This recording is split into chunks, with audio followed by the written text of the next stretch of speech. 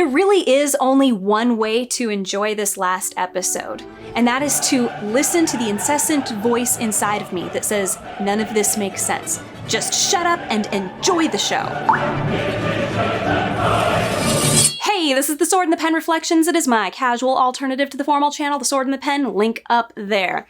If you've come this far, you know the deal, so let's get into it. We are in the final episode of Season 1, and its corresponding chapters in the book, which appear to be 50 and on, and then also maybe like the first 7 or 8 chapters of the second book. That's not the second book. That's the second book. Plus a lot of I think we all know what. Imagination. But let's do this. I'm viewing this for the second time on my phone. I've already watched it once, and oh boy. By the way, I want to apologize in advance for how droll this review will be. Try as I did, it's just impossible to jazz up the depression that this episode caused. But on a lighter note, especially for me, extra special big thank you to my first ever My Precious tier patron, Nicholas Brantley. Seriously, who the heck are you? I actually put that tier level on there as like wishful thinking and never ever thought anyone would ever sign up. So this to me is a miracle, so thank you. I'll be seeing you hopefully in the Discord. Okay, so we start out 3,000 years ago with Lews Therin, and I don't know who this lady is, but apparently she's the Tamerlane seat, which I guess is the Amerlin seat, but 3,000 years ago. And what we're seeing is how the world was broken with the first imprisonment of the Dark One. And that's why the men's side of the power ends up getting tainted, is because when Lews Therin imprisoned the Dark One taints the male side of the power so that men can't channel anymore without going mad. First of all, I don't trust the writers of this show to get the lore exactly right. You gotta be careful with this sort of thing. The further back you go in time and make changes, the more cautious you have to be because of what I have described as being the butterfly effect of consequences. It's gonna change everything else. So when you write a story, you write very specifically towards a single end goal. And everything should be braided into that journey. And when you mess stuff up, it derails your train. I know I'm going from braids to trains, but you know what I'm saying? It sets things off, and now you have to change a lot to get back towards the final goal. And when you change stuff in the beginning, it makes it a lot harder to do that. And I just don't see the writers going through the effort to bring things back in a natural way. So either they're going to force things to get back to the end that it's supposed to get to, or they're not going to go to the end that it's supposed to get to. So why adapt this story if it's not doing what you wanted it to do? I don't know, whatever. The only thing I will say about this scene is that it did do a good job of portraying two people who seem to have good intentions, but from different philosophies. So Lews Therin is a protector. He wants to protect his child. He wants to protect the people. He's willing to put himself at stake for the protection of good things. And this other lady, this Amerlin seat lady, she seems to be more like with what we have seen in the show, that, you know, that there's like a flow and you just let it go. That would kind of make sense if this really is a story inspired by this Eastern philosophy of things will balance them out eventually. Like, you know, the darkness will grow until it self-destructs, and then goodness will grow until it self-destructs. Like this. It's not even goodness and darkness so much as opposing forces. And that might mean letting the entire world get destroyed. So she seems to be like, we should just let the world get destroyed because that is how things are supposed to naturally progress. And he's saying, I don't want that to happen. I have children who I love and I want to protect, and I'm going to fight for that. I mean, I'm on his side, not hers, but I think that they did a good job of portraying this as like two opposing philosophies in how we should handle opposition. But it will be important to remember this conversation because later we see that even though Moiraine thought that Lews Therin was arrogant for thinking that he could cage the Dark One, it seems to be kind of what she asks Rand to do at the end. Like, this was her plan. We're going to do the thing that I thought was arrogant. First thing we've got is Rand and Moiraine walking through the Blight, and I just have to say, I just feel like they're in Dagobah. I'm half expecting Darth Vader to appear and start fighting Rand. They come across a body that's laying there and covered in mushrooms. It was good to put this in here, kind of shows how dangerous the Blight can be. But Moiraine says, don't touch anything. And I'm like, but you're touching stuff. You're touching stuff to get through this. So like, when you say don't touch, what do you mean? Like, how do I get through here without touching stuff? Okay, then you've got Perrin coming in to talk to Egwene in her room, and she's packing like she's gonna go into the Blight. What are you gonna pack? I don't know. But anyway, he's saying, we can't go in there. Only Moiraine knows the way there. And, we don't know what we're doing. We'll just die. And then she sits down on the bed kind of, oh, whatever, and she's like, I love him, First of all, I don't exactly know why Egwene is giving up. Like, why would she not go just because Perrin is saying we don't know the way? I don't really get the impression that she's the sort of, maybe I'm thinking of Nynaeve here, but see, this is part of why, like, the characters don't have specific roles in relation to each other and how they relate to each other. So it's hard to know what the hell this character would do, but I just look at Egwene and go, she's always kind of done her own thing. So why wouldn't she just go and try to find Rand, whichever one that is? I'm old, Gandalf. And then Egwene asks Perrin, are we all right? And Perrin says, we'll always be all right, or whatever.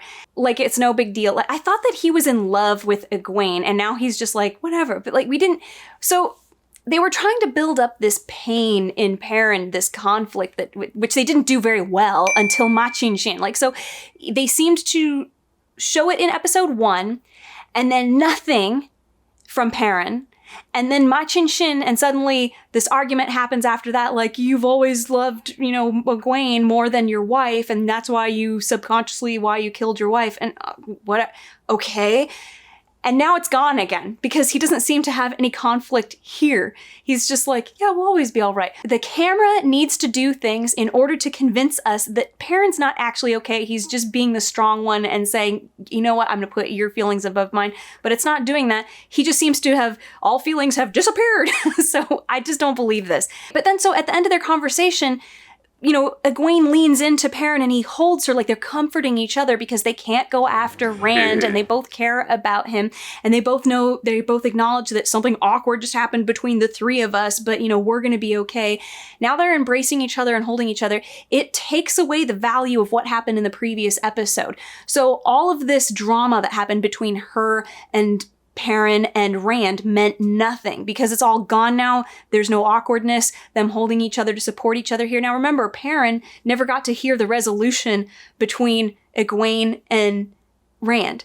He wasn't part of that conversation where Rand was like, I know that nothing, is going on between you guys. And she's like, of course not. He didn't hear that. But now he's like moving on it, but he's not because they've removed all sense of like there was anything emotional between me and Egwene ever. Oh my gosh. It's very hard to critique such nonsense and illogic.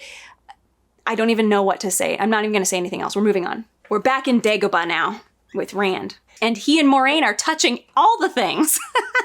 So then they see the 7 towers of Malkier and Moiraine is like, we're gonna take a nap. Everybody needs a nap, It will help you to be smart and grow. Really? Which I thought it was supposed to be just 1 day's walk from Faldara to the Eye of the World. Why take a nap in the middle of the day? What? It's just hitting me. Why did they take a nap in the middle of the day? I thought that they were bedding down for the night, but no, wait, that's not what was going on. This is still the next day. So they were walking like, we'll take a rest here and go ahead and take a nap. Why? Oh my gosh, it was so exhausting. I have to fall asleep now. Like, oh boy, yikes. But they had to have them stop and sleep so that Rand could have a dream where he meets the Dark One for the first time because they have to build up that he has conversations with the Dark One before he actually gets to the Eye of the World or whatever, right? But no, that's not... You could have done this before. You could have had these conversations happening before they even arrived at Faldara, but they forgot or they just didn't have the time, but they did have the time to do a bunch of other stuff that wasn't important to this moment, but... Anyway, Rand goes, it looks, that's supposed to be where Lan said he was from. Did Lan tell people this is where he was from? Who told Rand? He specifically says that is where Lan said he was born, but it looks like, it's been there 1,000 years. When did Lan tell this to Rand? When did we see that? Did I miss that? I might have missed that. I'm not going to go back and look, but I don't recall him telling anybody this. I seem to recall the only person that he might have mentioned it to was Nynaeve.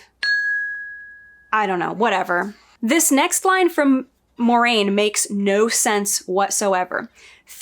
So he's asking about, it looks like those towers have been, they're 1,000 years old, right? And Moiraine goes, 40 at most. 3 years ago, it was miles from Tarwin's Gap. It's just another sign that the Dark One's strength is building. Is she talking about the Blight was miles from Tarwin's Gap? Or the tower was miles away from Tarwin's Gap? This is a grammatical error here, okay? Because the way she is speaking, it sounds like she's talking about the towers. Because that's the subject of discussion here. They look like they've been there 1,000 years, and she says 40 years ago, they were miles from Tarwin's Gap. Is the Dark One changing the distance between the towers and Tarwin's Gap? Like he's moving the towers? Is that what's going on? Rand, stop leaning against that tree. You're not supposed to touch anything. Don't touch anything! Okay, then you've got Nynaeve coming to check on Lan and find out if he's okay. I actually like this because this is what you do when you care about somebody. You go and ask, how are you? Especially if you know that something traumatic has happened to them. And we would assume that Lan is very worried about the woman that he is bonded to. Okay, this next bit is a little bit confusing. So Nynaeve says, after we left the Two Rivers, after the Trolloc Attack, and I tracked you guys, it wasn't actually you I was tracking, it was Moiraine. She has a tell. I can show you how. So I guess the writers here are expecting us to ignore the fact that a stampede of Trollocs were following them. And so, I don't know, they might have left something for her to track. So something that she does gives away where she's going, and it's teachable. So it's not a magical thing. It is like she leaves footprints or something. And I'm going, Lan was practically carrying her for half of the final stretch of the trip. So what? I mean, he carried her out of Shadar Logoth, right? He carried her into Shadar Logoth and then out. So how was Moiraine leaving a tell that she could follow? I don't know. This is weird. Then the conversation makes no sense. So he goes, you would let me go after them without you. Like, and you wouldn't come with us. Wow, that's very generous of you. And I guess he's surprised that she would break character. Maybe that. But then her response to that is, a wisdom never weds. And then she says, if I go to Tar Valon, then maybe I'll be something other than a wisdom. How did the conversation get here, and why did it go here? This makes no sense at all. This is really weird. First, he's surprised that you'll let me go. Okay. And her response to, you'll let me go without you, is, a wisdom never weds. I mean, if I was him, I'd be going, and this is related to me going after Moiraine, how? And her follow-up is, a wisdom never weds, but if I go to Tar Valon, maybe I'll be something other than a wisdom. So then Lan says, I will hate the man you choose, because he is not me, but I will love him if he makes you smile. You're breaking up with me? What kind of bullshit is that? I thought that her whole thing, if I go to Tar Valon and I become an Aes Sedai, then maybe I can get married, and then maybe you and I can get married. But now the conversation has turned to, it's too bad that when you become an Aes Sedai, no matter what, you won't be marrying me. He's a player. He's a player.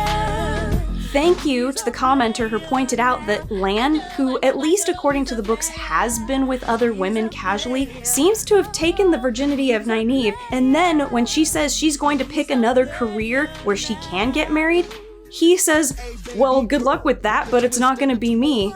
Up until this point, we have never seen them discuss the possibility of a future together, and when we do see her suggest a way for them to be together, he's like, nope.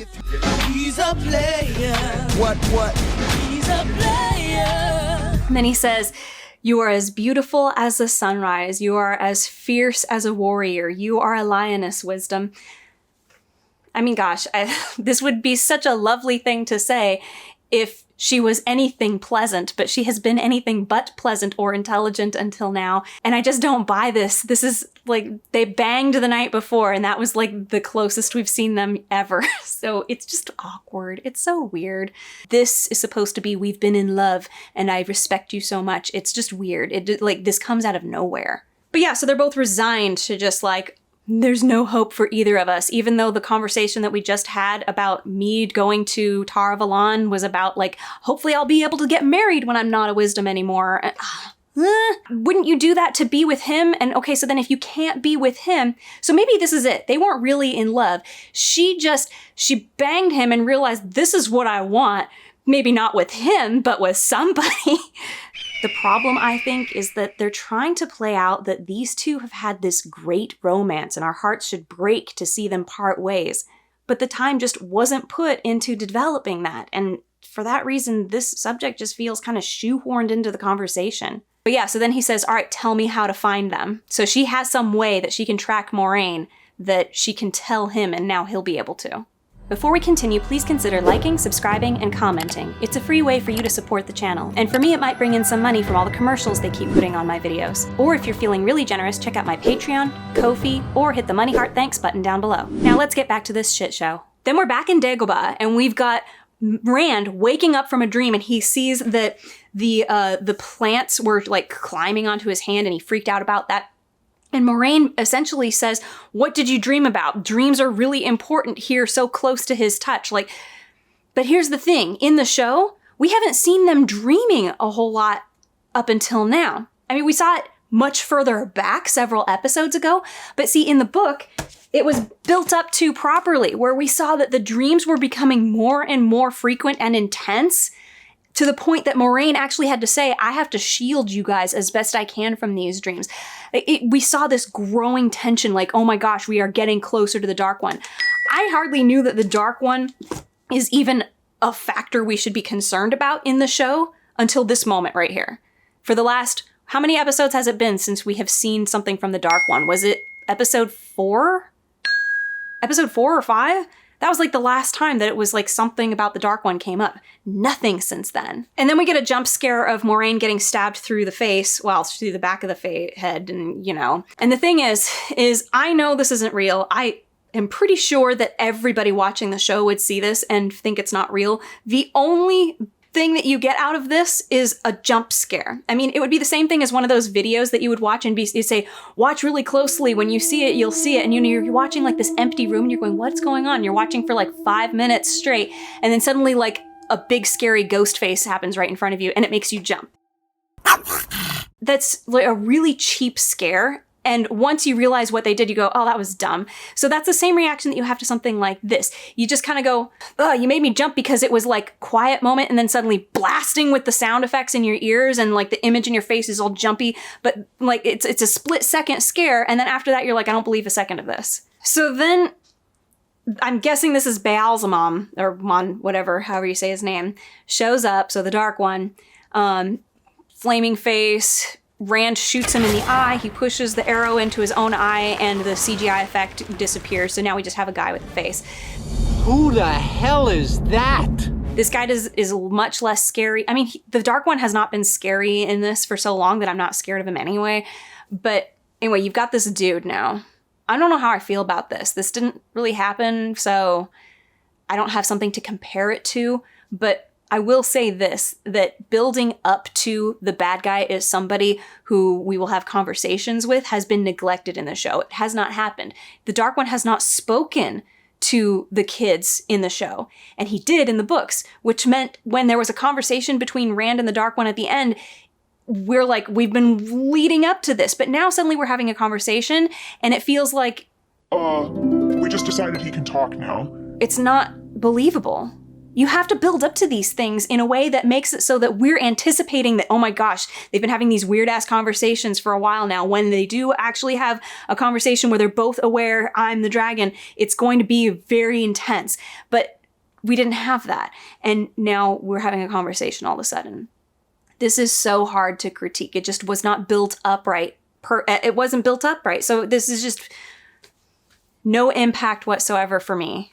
And when he loses his scary face, he just becomes less scary. So something that wasn't scary to begin with becomes even less scary when he now has a normal human face. And it is a little weird that Rand just sits there and lets the guy, like, caress him in a weird way. It's just weird. I mean, you just saw him kill Moiraine. You're not sure if this is a dream or not, which in the books, by the way, dreams are like not like dreams like we would think. It's more like the Matrix. Like if you get shot in the Matrix, then you're shot in real life kind of thing. It's like that.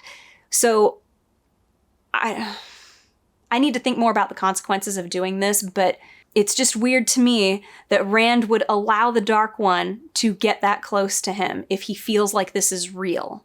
But yeah, see, so Rand thinks that this is a dream, so of course it doesn't matter. So he could do anything that he wants and it wouldn't matter. Does it matter? Whether you're asleep or awake, I mean, either way, here we are, finally having a conversation once again. Sit down. Yeah, this is like goofy writing. This is comedic writing. I mean, either way, here we are, finally having a conversation once again. Helmet. So, at last we meet for the first time for the last time. And then we've got Beelzebub, whatever, saying, have you know, like, what's your plan? You got no plan. You've got one Aes Sedai with you. Before you had 99 companions who came with you. I'm assuming they were male Aes Sedai. And Rand draws his sword on him, and the Dark One points out that it's a heron-marked blade. Where'd you get that from? And he goes, from my father. And I'm just thinking to myself, was it ever mentioned in the show that he had this heron-marked blade? I mean, I know it was seen. Like, we saw in episode 1 when Tam took the sword out, we had that close-up of it's a heron-marked blade. And then we had the heron mark on the blade when we saw the woman in the snow who was giving birth and, you know, this stuff. But this seems to be the first time that the show is saying that the heron mark means something. And it means something pretty big in the books. And it hasn't even been very clear what it means. It seems to be like it's made out of a special material and people are, that's what Lan said. And there's something about it that you have to like earn it or whatever. That's why people are going like, why do you have a heron marked blade? Which makes us wonder, why did Tam have it? Like, was he a super warrior of some kind? Like, we're still wondering what the deal is with Tam. Anyway, moving on. I'm glad they at least brought it up once. It's just a shame that it's here and whatever. Shut up and watch the show. And then Beelzebub, the guy, he's like saying, oh, you mean your father, the guy with the shepherd in the Two Rivers? You really think that's your father? And it shows Rand as if he's like, huh? Like I thought he was. I thought he knows now. I thought that he talked to Min and got the confirmation that his father found the baby. Well, didn't find, but, you know, found the woman giving birth and then took the baby. Like, so he's clearly not the father. And I am glad that Beelzebub says that, you know, whoever thought that the Dragon Reborn would be a fool. I ain't the sharpest tool in the shed. And then Rand gets all convinced that this is a dream, and so he stabs himself. And then after he skewers himself, he wakes up and has the exact same conversation that he had earlier in the dream with Moiraine, where she says, what did you dream? Dreams have meaning, have great meaning here, especially this close to his touch. But she gets all concerned about, you know, after Rand says it was the Dark One, and she goes, what did he say to you? And he goes, doesn't matter, I don't believe a word of it. And she looks concerned. Like, okay, so in this case, you would think that the show is trying to build up that Moiraine is worried that the Dark One told him something that would make him doubt her. Like, as if she's got some secret that if the Dark One exposes it, Rand would turn on her. Like, that seems to be what they're building up here.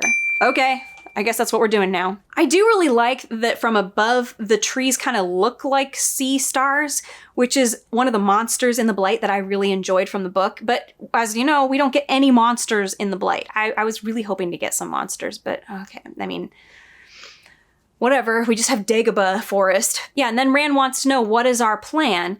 And she just kind of ignores that and goes, what did he say to you in the dream? And he's like throwing this back at her. No, this is about you. You always have a plan within a plan within a plan. And I'm kind of going, when has she shown this?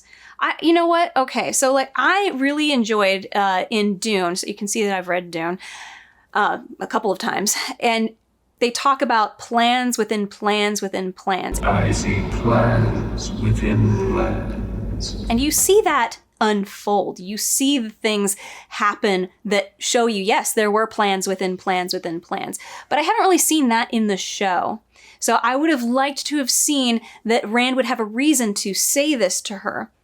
Because so far he's spouted nothing but suspicion at her that was groundless and didn't really...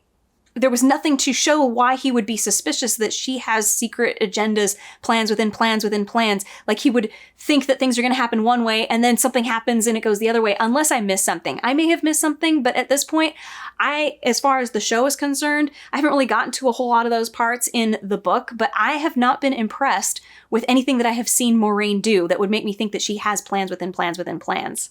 Okay, so he finally pressures her, saying, look, I don't believe that you've brought us this far for, without a plan. So what is the plan? And so she tells him, here is a sangangriel. I don't know enough about this from the books to be able to make a comparison, but I do have a problem with this, what they have presented in the show. So she says, this is a this thing, okay? Sangangriel thing. She says that it was made before the breaking of the world. Thousands of male channelers put the entirety of their strength into it. And she says, when you channel into it, it will increase your power 100-fold. How does that work? You channel your power into something and it'll increase your power. I thought it was like a battery. I thought that this is the way she's described it. I thought that it's a battery. Like here's a power source, tap into this and you'll be way more powerful. Like draw the power from it and it'll be like linking, except you're linking with this thing. But what she said makes no sense. And I would really need an explanation for how they're trying to say that this makes sense. Here is an object full of a shit ton of power. And if you put your power into it, you'll become more powerful. This to me is like basic physics. If you take energy from one thing and you put it into another thing, this leaves the energy of the thing that originally had it but no longer has it depleted, right? And Rand's reaction to this is, and what do I do with that power? But I gotta say, I would have at this point, if I was Rand, I would have been like, are you trying to get me to like put all of my strength and power into this object so then you have this really powerful object with you? And what's she gonna do with it? Because all of his power would be like tainted, right? So I guess they're just putting all of the male channeler's power into this object. I'm very confused here. I'm very confused. And I'll say once again, this feels like Deus Ex Machina. So we did see in the prologue of episode 1 where she takes this object and folds it up and puts it away, right? Well, first of all, how did she get her hands on it? That's unexplained. But we didn't see her really like looking at this object and like building up that she has this powerful object. It's like they put it in episode 1 and then forgot that it exists until right before the climax. But it wasn't played up as like this important thing. So when she's like, take the sacred object, and he like takes it back, like it's just not played up in a way leading up to this point that we even like see this thing and believe what it is. Like we should have seen her handling this object before. Like when their horses were searched by the White Cloaks, it should have been like a thing that she handed to Lan, like along with the ring, like take this, don't let them get it. Like, so that way we're always like, what is that thing that she has? That little figurine. So then when we get to this point, we go, oh, it's that thing that she's been so careful with all this time. Instead, we saw her wrap it up like a booger in a tissue and that was it. So when she hands it to him now, we haven't seen her handle this with any kind of care, like it's a sacred object until this moment. And then Rand goes, oh, you thought that Egwene was the one. That's why you taught her how to channel instead of us. Well, okay, it makes sense in the book why she taught her how to channel, because women can only teach women how to channel. They can only be taught how to channel from other women, and men can only learn how to channel from other men. But it kind of makes Moiraine look like if she was so sure Egwene was it, why did she bring the others? Or why didn't she teach all of them? But so she was so sure it was Egwene that she started teaching only her how to channel. Let's assume that in the show, they've decided, okay, women can teach men how to channel, all right? Why didn't she teach the others? Why only Egwene? And if she was that sure that it was Egwene, why did she bring the others along? Like, she doesn't care who the dragon is. She really doesn't. And now that she has him, like, whatever. Okay, then we get to Nynaeve on a balcony trying to listen to the wind like she was before. What do you hear? What's that? The wind. And Egwene goes, what do you hear? And Nynaeve says, I hear nothing. Ever since the day that I've channeled, I hear nothing. I've lost my power. Enough. Sorry. Now, if you're writing a fantasy story, this moment should have significance. It should be like, something has happened to Nynaeve. She channeled, but now she can't touch the one power at all. Like she's cut off in some way. But that's not what happens, as we see later on. But see, when you do this sort of thing, and then it just magically goes away when, you know, the power is needed again, it just feels cheap. It's Deus Ex Machina again. But yeah, so anyway, Egwene says that she can hear something, the same thing that she heard on Beltane, you know, before the Trolloc Attack back home. So it's like really massive, whatever's coming, it's gonna be huge. Then we get back to Rand and Moiraine, and they're walking through the forest and they hear sounds, like it sounds like there's something coming after them. And when I saw this the first time, I thought we were finally gonna get one of the creatures, but we don't, just a rotted branch falls, and that's it.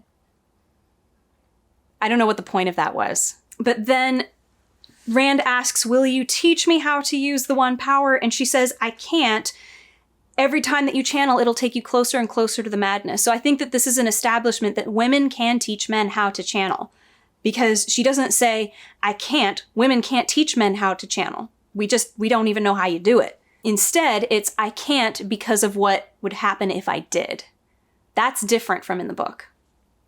And the consequences of something that major, that fundamental to the magic system, is going to have big consequences, because now anytime there's going to be a Rand should be learning how to channel or do something specific, he could have been learning from Moiraine. And I know that she's like, oh, but you're going to go, oh, whatever, I guess. I would have to think more about that maybe, but okay, whatever. I still think that the consequences are pretty big. But she explains that he won't be able to resist using the one power. Like, no matter what, he's going to use it anyway. So in her head, it's inevitable that it's going to happen. And if she's able to teach him, why not at least teach him how to do something useful with it? He's just gonna, like, hopefully he does the right thing. I mean, what if he can't control it and he just goes nuclear on everybody? Like, he just explodes and takes the whole world with him. I don't think he's gonna stop.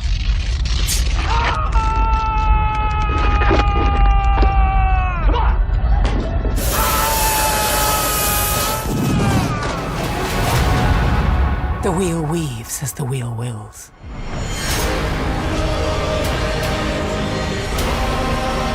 But then we get Rand asking her, like, how do you know that I will know how to do this, okay? And I thought that she was going to say, well, there was a prophecy that said that you're going to, and I was like, well, you don't believe in these prophecies, but whatever. Anyway, I'm glad that they didn't do that. But what they did do instead is she gives this story about how she was, as a novice, struggling to channel the one power, and there was this one really powerful Aes Sedai who was super good at everything that she did, and would come to her room at night, and I thought this was going to be Siuan. But she said she would come to my room and beat me with the one power until I finally couldn't handle the beatings anymore, and I finally, just knew how to use the power to defend myself, to stop the beatings. She says, I promise you that when you need it, it will come to you and you'll know what to do. So I think what they're doing in the show is they're establishing that you don't really need to be taught how to use the one power. In which case, why do you have the White Tower and this place where you go and become a novice? Is it like you can you'll be better at it if you're taught, but you don't need to be taught how to use it? Which is very different from the book, because in the book, it's essentially saying, like, if we don't teach you how to use it, you could burn yourself out and die. But that would explain why Nynaeve can just magically do all this stuff, because you don't really need to be taught how to do the one power things. Just when there's need, you'll be able to do it. Essentially, what the show is doing is it is saying that you're not going to know anything about how to use the one power, but when there's a big problem and real trouble, you don't really have to have any anxiety or worry, because the one power will just come out and save everybody. That takes away any tension or anxiety that you might have about a dangerous situation that the characters are in. I do not believe for 1 second now, beyond this point, that if a character is in danger, they're going to actually be in danger. I think that the one power will just blossom forth and save the world every time. That is I would have told the writer of this magic system, you got to change this, because it's just gonna feel like Deus Ex Machina every single time. Then the gang goes to Min, so that would be Perrin and Nynaeve and Egwene and Loial. And I just have to say, I'm wondering, why is Loial here? He's not really part of the gang. It's sort of weird. But they ask Min, can you tell us what you told Rand? And she's like, people's secrets are their secrets. She's like, well, can you at least tell if he's going to be okay? And she goes, that's not how it works. But in the previous episode, when Rand asked her, do I come out of this alive? She acted like she knows and that she knows he doesn't, but we know that he does. This is no logic, just shut up and enjoy the show. So she says, all I know is that everything that I've ever seen, the best things and the worst things, they all eventually come true. But so she implied to Rand that he doesn't come out of this alive. And here are the friends asking the same question, and she's saying, I don't know, it doesn't work that way. What a bitch. Like, is she lying? What's true? So then she sees Nynaeve choking, it looks like, and dying. And then a bunch of other men in the room dying horrible deaths, I guess. And so this happened because now they want everyone to be afraid that Nynaeve is going to die. But I don't believe that she's going to die because she can just make God again. But yeah, then the horns sound and all the men run out because they know that this means a Trolloc attack is about to happen. Okay, then we have Moiraine and Rand back in Dagobah, and they can hear monsters. And so they look, he's like, what is that? And they just happen to, at that moment, be in a place where Moiraine can look back and see Faldara. Like, she can see Tarwin's Gap, and beyond that, Faldara. And between Dagobah and the Tarwin's Gap, you can see like these little bodies, like a Trolloc army. Like, I'm sorry, those must be giant Trollocs. She goes, oh, well, he knows that we're here. Like, he's sending the Trollocs off that way. I mean, first of all, where did the Trollocs come from? Like, Moiraine and Rand snuck past them to get to the Blight, whatever. It doesn't look like that big of an army headed in that direction, but okay, they're going in that direction. And here I've cut out a long rant about how Moiraine and Rand didn't get very far, but yeah, you get it. They've hardly moved.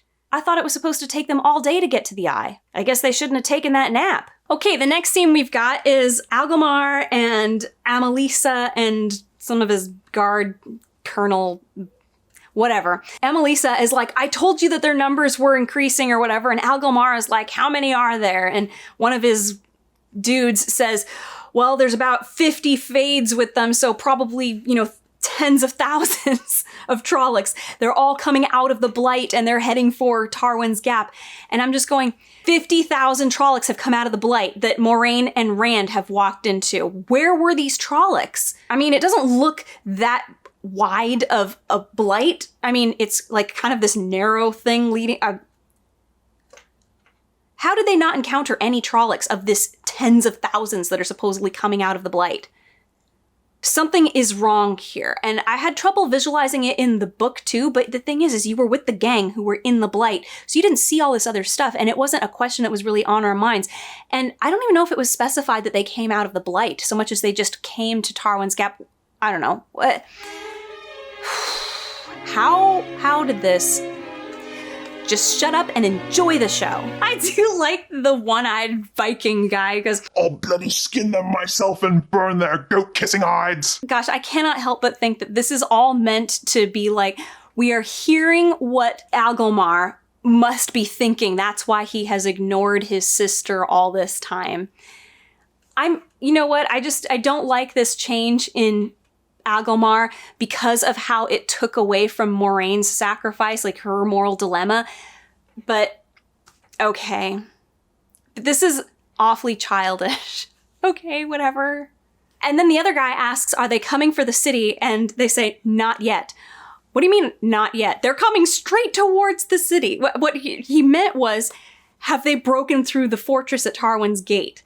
And he should say, no, they haven't even reached the gate yet, or something like that. But they're headed for the city. Are they coming for the city? Yes, they are. They just have one obstacle they need to leap over before they get there. But he does say that there are dark friends in the city because ropes on the drawbridge have been cut. So I guess that means that they can't get out of the city to escape, or they can't lift the drawbridge, so Trollocs can't get in. Something. I mean, either way, you don't want the ropes cut on the drawbridge. There's a reason why you draw it up, because you want to be able to prevent people from getting in. And there's also reasons why you want to be able to lower it. I mean, I guess you could just lower it by kicking it. Whatever, just shut up and enjoy the show. Ooh, I do like the back of Agelmar's cloak. It's like a crow that's sort of embracing him. That's nice. That is the first piece of costume that I've actually gone, ooh, good job there. That's nice. Nice. Okay, but Amelisa keeps saying the gap is not going to hold, but then Agelmar is like, you know what, I'm going to go there myself and I'm going to hold it off. And then he tells his guards, you know what you have to do. And, well, we know now that I've seen the whole episode, that, okay, so they're supposed to dig up the horn and take it away? This is different from the book, so I'm not sure. Oh, but anyway, we'll get to that when we get to that. But then now she sees her brother standing there looking at the gate like, I know I'm going to go on a suicide mission. And she's like, the gap is not going to hold. And he says nothing. And, I mean, I guess they're just trying to say Agelmar's just this, like, stubborn to his death kind of guy. And I guess that's one type of character that you can do. It is just a shame that they didn't keep him the way that he was, because he was an interesting character, still is, still alive, and was quite noble. And you felt bad for the situation that he was in because Moiraine couldn't help him. But he's basically the obstacle now in this situation. But the thing is here, okay, so now you've introduced interesting characters. You've got Agelmar and his sister and their drama and what's going on there. And what happens to them at the end of this episode? They die. Because that's what this show does. Anytime it introduces characters that might have been interesting to continue watching, although he could have done more with this character. Maybe they could have brought him to a point where he starts to ally with the Amyrlin seat, you know, which he said that he was, but he seems to also despise them and disrespect them, but whatever. But they've introduced these characters and then they kill them off like, oh, we're supposed to be so sad that they die, but we're not because we've only seen them for one episode, so who cares? Why spend all this time on these characters if you're just going to kill them off? Whatever. I think that the writers believe that they are a means of creating tension, a means of putting death in the show. But it's meaningless death, so why do we care? Okay, so then we get to the eye, or what I think is supposed to be the eye. It's in the hole! This is disappointing as hell. It looks just like this real place in real life, and I'm sure that's where they got the inspiration for this. Maybe they even shot some of it there, but I don't think so, because it's not round, it's square. But anyway, I've seen this place in The Fall, and I don't know what it's called. Love that movie, The Fall, by the way. Anyway, so they have this conversation that I really would have liked to have seen directed better, shot better, maybe the music used in a way to play up the drama of this revelation. Like, this is the first time that a character is acknowledging. So Rand is about to go in there. So he goes, I recognize this place. And then he's like about to go in and he stops and he goes, wait a minute, Moiraine, didn't you say that whoever goes with the dragon to the eye but isn't the dragon, that they'll die? Does that include you too? And then the camera pushes in on him and he says, stay, like, I'll go by myself. But she just walks past him and keeps going. Now, I would maybe have liked to have seen something done here to play up this drama more, because this is a moment that should have been like, oh wow, she's like been slowly walking towards her doom with these kids. And what she's doing is, I'm not sure what the point of her going is, except to kill him if he chooses the wrong path, I suppose. But anyway, you could have built up this drama more and made it feel like, wow, she's making this big sacrifice. But because they didn't do that, I don't believe that she's going to die. I don't believe that he's going to die. It's just like a very quick, it pushes in on him. He goes, stay, and she just walks past him. It would have been nice maybe if he wasn't looking up at her, he was looking down at her at some point. Like, she's a very small person suddenly in his eyes, because she's just going to be collateral damage no matter what happens here. But yeah, anyway.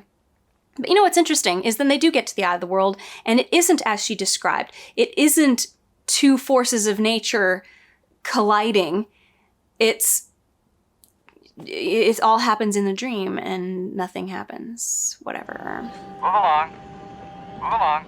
Then we've got Lan making his way through Dagobah, and he's much better at traversing this than they were, so he's definitely going to catch up really quickly.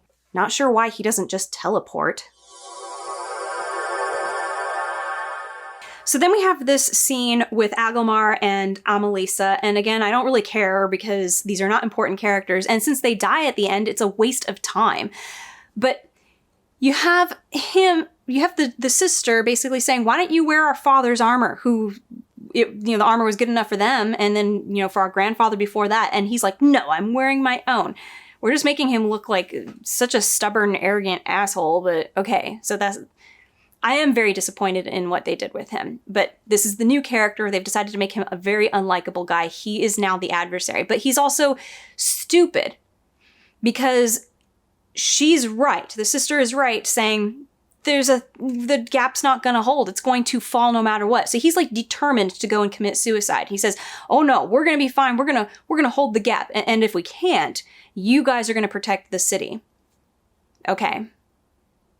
I'm not sure why there wasn't like a better plan here. And you'll know why when we get to that point and we discuss why there was a better plan that was very obvious. I mean, he even states it right here. You guys will defend the city. Does he just not think that the Aes Sedai are very powerful? Has he never seen one channel before? Okay, but so then his big plan is revealed. So he basically says, I know we're doomed. I know that if we go to the wall, we're going to die. And I know that I know that when we go to the wall to defend it, we're going to die. And then I know that all of you guys are going to die also. But what we're going to do is we're going to put up a really strong fight while our birds go and warn other cities like, hey, the bad guys are coming. Like, our goal is to basically slow down the enemy. And she's like, okay, yes, you're right. I mean, but then at the end of this, we see that they win. Oh my gosh. Either way, the question on my mind is this. So he goes, yes, you were right. We should have warned or asked for help from the White Tower from the beginning. So he's admitting that the Aes Sedai might have made a difference in this case. So he knows that the Aes Sedai are very powerful, and yet his sister is almost an Aes Sedai. Like, he wouldn't see her as like this big weapon. I'm just confused. You know what? I don't know. I don't know. I'm not sure what they were trying to do here, and it doesn't make a whole lot of sense to me. I could sit here and try to think about, but why? Why do I have to do this? They didn't do it. Okay, so you know what? I'm really convinced at this point that the producers and stuff, they don't really care about what they're putting on screen. There are some people who definitely put a lot of effort into what made it on screen, but overall, the people who were in charge of this just didn't care, and yet they're still throwing this at you saying, you know what, just shut up and enjoy the show. Okay, so then Rand and Moiraine get to what is the eye, I guess, and first of all, it's nothing like it was in the book, and I was really hoping we would get to see the thing described in the book, which was essentially this pool, this magical pool that did some really bizarre things. And I won't even describe, like, if you want to know what it is, just go read the book because it was interesting.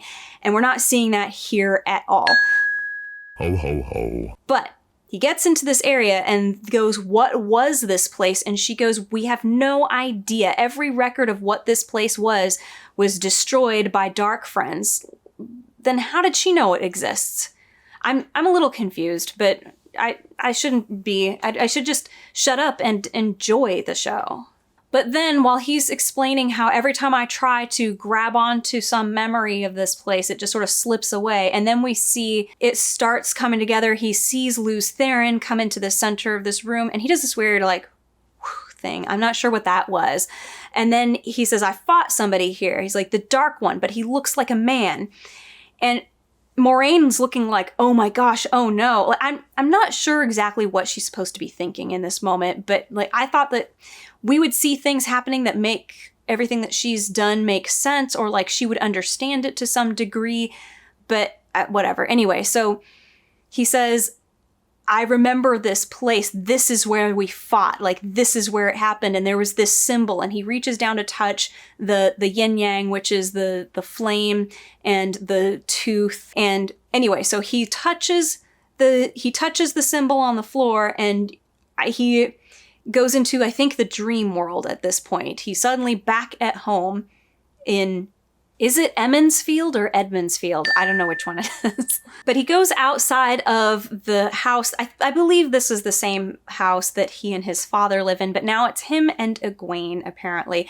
And he he can't tell if this is a dream or a vision or whatever. To him, I guess he thinks it's real, but it should be very obvious to him that this is not real because this sort of thing just happened to him before. He was in the forest and he saw the Dark One kill Moiraine, but she's not really dead. So it should be obvious to him that this is not reality because he knows he's not married to Egwene. They don't have a daughter. He didn't live this life before. It should be obvious to him this is a dream. So then Moiraine, we get back to Moiraine and she is holding Rand going like, hey, what's happening? Like, wake up, basically. And then Baalzamon appears and he's not a vision because he's really there. And she immediately summons the One Power and has these like air knives pointed right at him.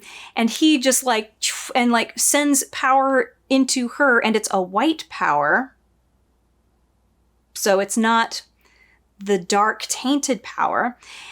And then does something to her that says basically like, okay, so now you have been cut off from the One Power. Like it must be torturous or whatever to know that the One Power is right there, right at your fingertips, but you can't use it. Okay, so this is confusing to me in several ways. The first way being, is he really imprisoned? Because he's standing there using the One Power against Moiraine, like, and it's not the black power of the men's stuff. What is going on? Someone explain to me what is happening, because this is not how it played out in the book, and it's like he's not imprisoned. Why isn't he just taken off at this point? Like, he's like, I'm out, so long, bitches, and just flies out of there towards the White Tower to wreak havoc on it. Adios, señor. Like, why doesn't he do that? He's not imprisoned. I'm not seeing how he's imprisoned. He has attacked an Aes Sedai who is not inside the prison with him that I can see. They didn't go through any magical barrier to get there. Then we have an interesting thing here. We've got the Trollocs, right? And they're all like in their horde at the wall, and they're like, ah, right? And then we've got the Agilmar and all of his warriors on their horses, and they're back at Thaldara. So like the wall is way over there. He draws his sword and says, "For the light and Shinar," and they're charging towards the wall, which they're gonna arrive at, and then, man, they're not charging an enemy here. They're literally charging their own defense wall. What? See, this scene looked really cool in The Lord of the Rings. This is what they were trying to do, and doesn't make any sense. And then here's a funny thing. So there's like 1, 2, 3, 4, 5, 6, 7, 8, 9, 10, 11. There's like between 10 and 15 guys on horses charging, and behind them is their army on foot. Who's gonna get like, what? Like, I mean, they're gonna get to the wall and the whole army is like hours behind them. This is so weird. And then they're gonna get there and be like so pooped they can't do shit. Oh my gosh. Did anyone in the writing room think this battle out? Like, I know they're gonna be outside of the city and the fortress is here and the Trollocs are here, but what they're gonna do is they're gonna start their charge back here. But then they'll stop when they get to the wall, they'll dismount and they'll climb up the walls and they'll be like, okay, now we're gonna defend the wall. Like all that adrenaline that was built up from his little like for Shinar and whatever, that's all wasted because they wasted it. The adrenaline was run out in this long ass run to the wall. But I love that when you get to the wall finally, so you're looking down on it, it looks like the army has kept pace with them pretty well up until like a couple 100 feet in front of the wall. Like, oh, now the horses outrun them. Has anybody in this production ridden a horse before? Have they ever watched like the Kentucky Derby? And if they did, and they looked at that and said, you know what? Men can keep up with that.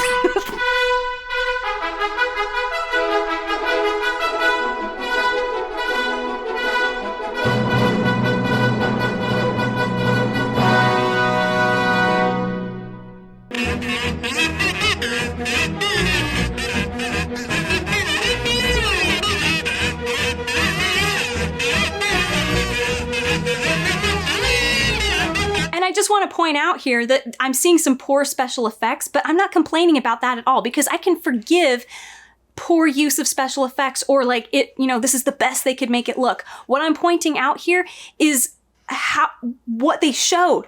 They show an army of people on foot keeping pace with horses galloping.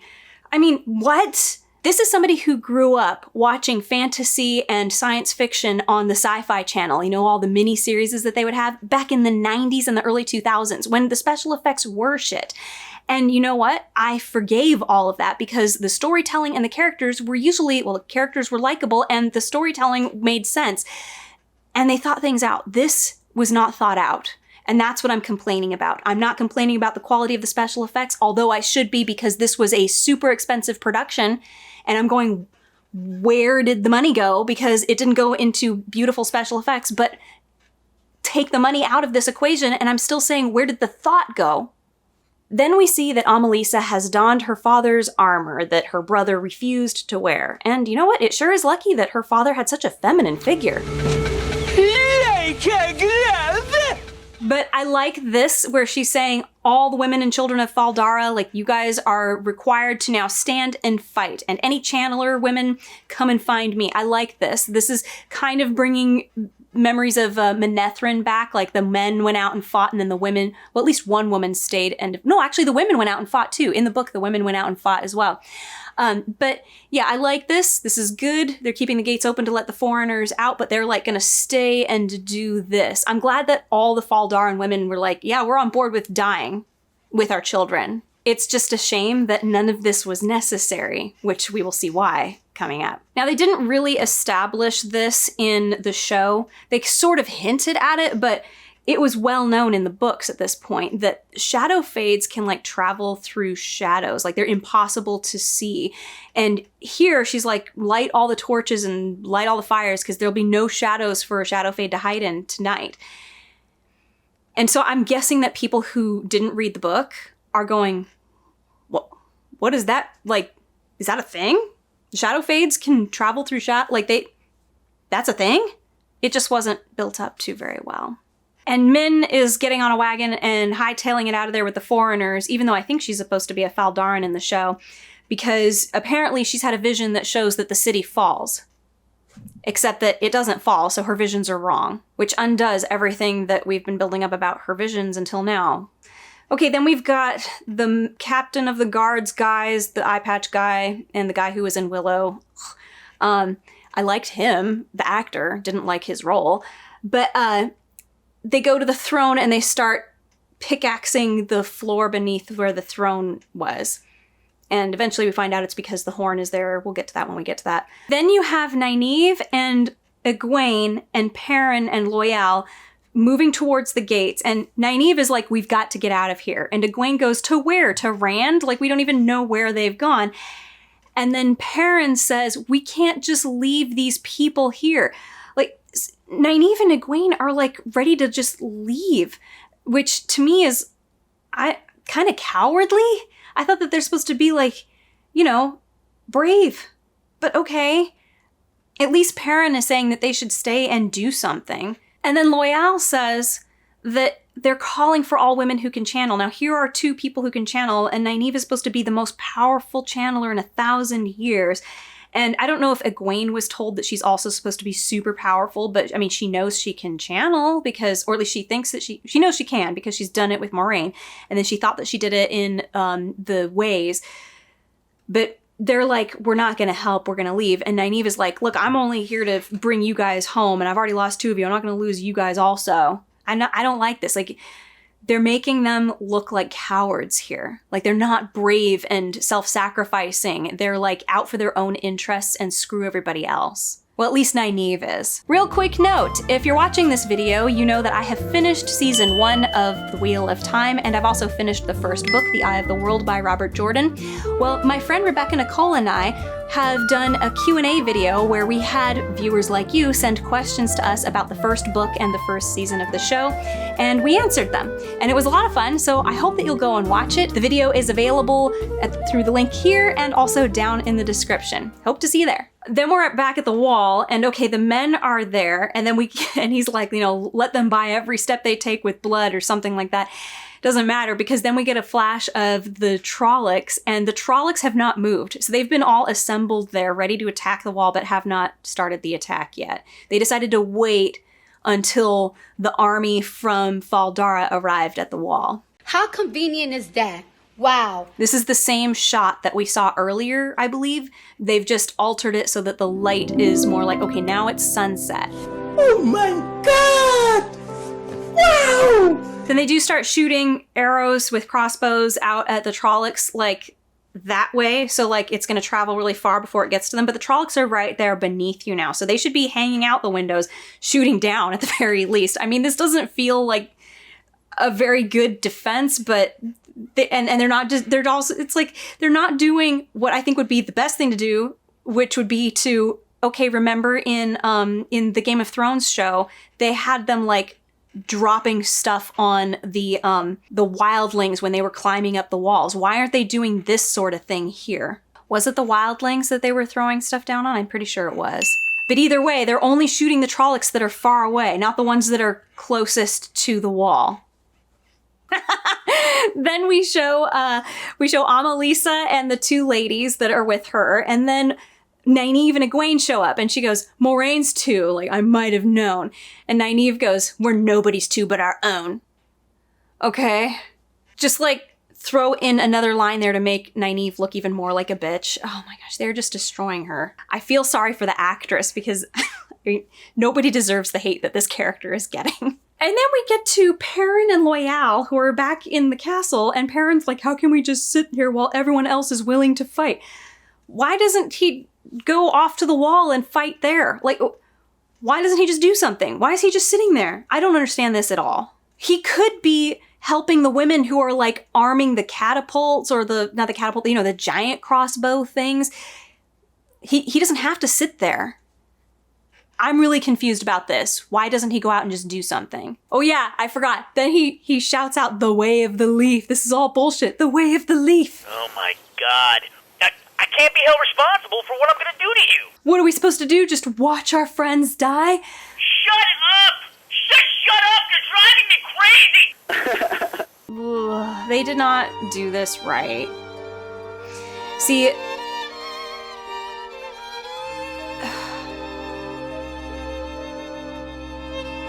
I don't even care to comment on this because it's something that I've brought up before, is that he was built up in the book to be having this conflict between the way of the leaf and using power to protect, and it was like a conflict with him. He didn't know what to do. And you expect that at some point that's going to be resolved with a moment where he realizes being able to protect somebody with my strength and with violence is a good thing. Now, in the show, he picked the way of the leaf. And then we get to this point, and he's like, the way of the leaf is bullshit! You didn't build up this conflict and then resolution. You had, I just accept the way of the leaf, it's great, everything's wonderful, and now he's like, wait a minute, it sucks! I've made a huge mistake. The biggest problem is that he was given no situational opportunity to be caught in this conflict. We didn't see him in situations where his actions depended on his choice to be violent or passive. All of his conversion was entirely through conversation, without being challenged. He never appeared to struggle with it before, even when opportunities were right there in front of him. He should have been the one to kill Child Valdar, to save Egwene and himself. And perhaps in the escape, he should have killed or seriously hurt a guard who earlier had showed him and Egwene kindness. In the aftermath in the hospital, this is where we should have seen that he had internal conflict that they're trying to portray here and seriously failing to do. But instead, we just got teen drama. And that stupid teen drama doesn't tie into the finale of either of our two male heroes. It doesn't tie into Rand's final choice with Egwene, and it doesn't tie into Perrin's final choice with picking up the axe or the hammer. The teen drama between Perrin and Rand and Egwene was absolutely pointless in the end. I just don't feel like this is done right. I don't care. I don't care. I'm just gonna sit back and enjoy the show. But the reason this scene doesn't work is because then Perrin goes, like, he's determined to keep the way of the leaf, but what do I do? Just stand here and watch my friends die? And Loial has to remind him, like, there's always things that aren't violence that you can do to help, you know, like, what do we do? And he goes, you should just ask somebody, like, what can you do to help? I don't care. I don't care. Okay, so then we get back to Rand and his dream that he is convinced is not a dream, but now he's having doubts. He's holding his baby girl and Egwene notices something's wrong and takes the baby, puts it back in the crib or whatever. And he goes, how long have we been here? And she goes, since we left the Eye. And he's like, I thought that you wanted to go to the White Tower. Like, this doesn't seem what you wanted. And she's like, it is what I wanted. And then he tests her to make sure she's the real Egwene. But I'm just saying, like, if we had seen him...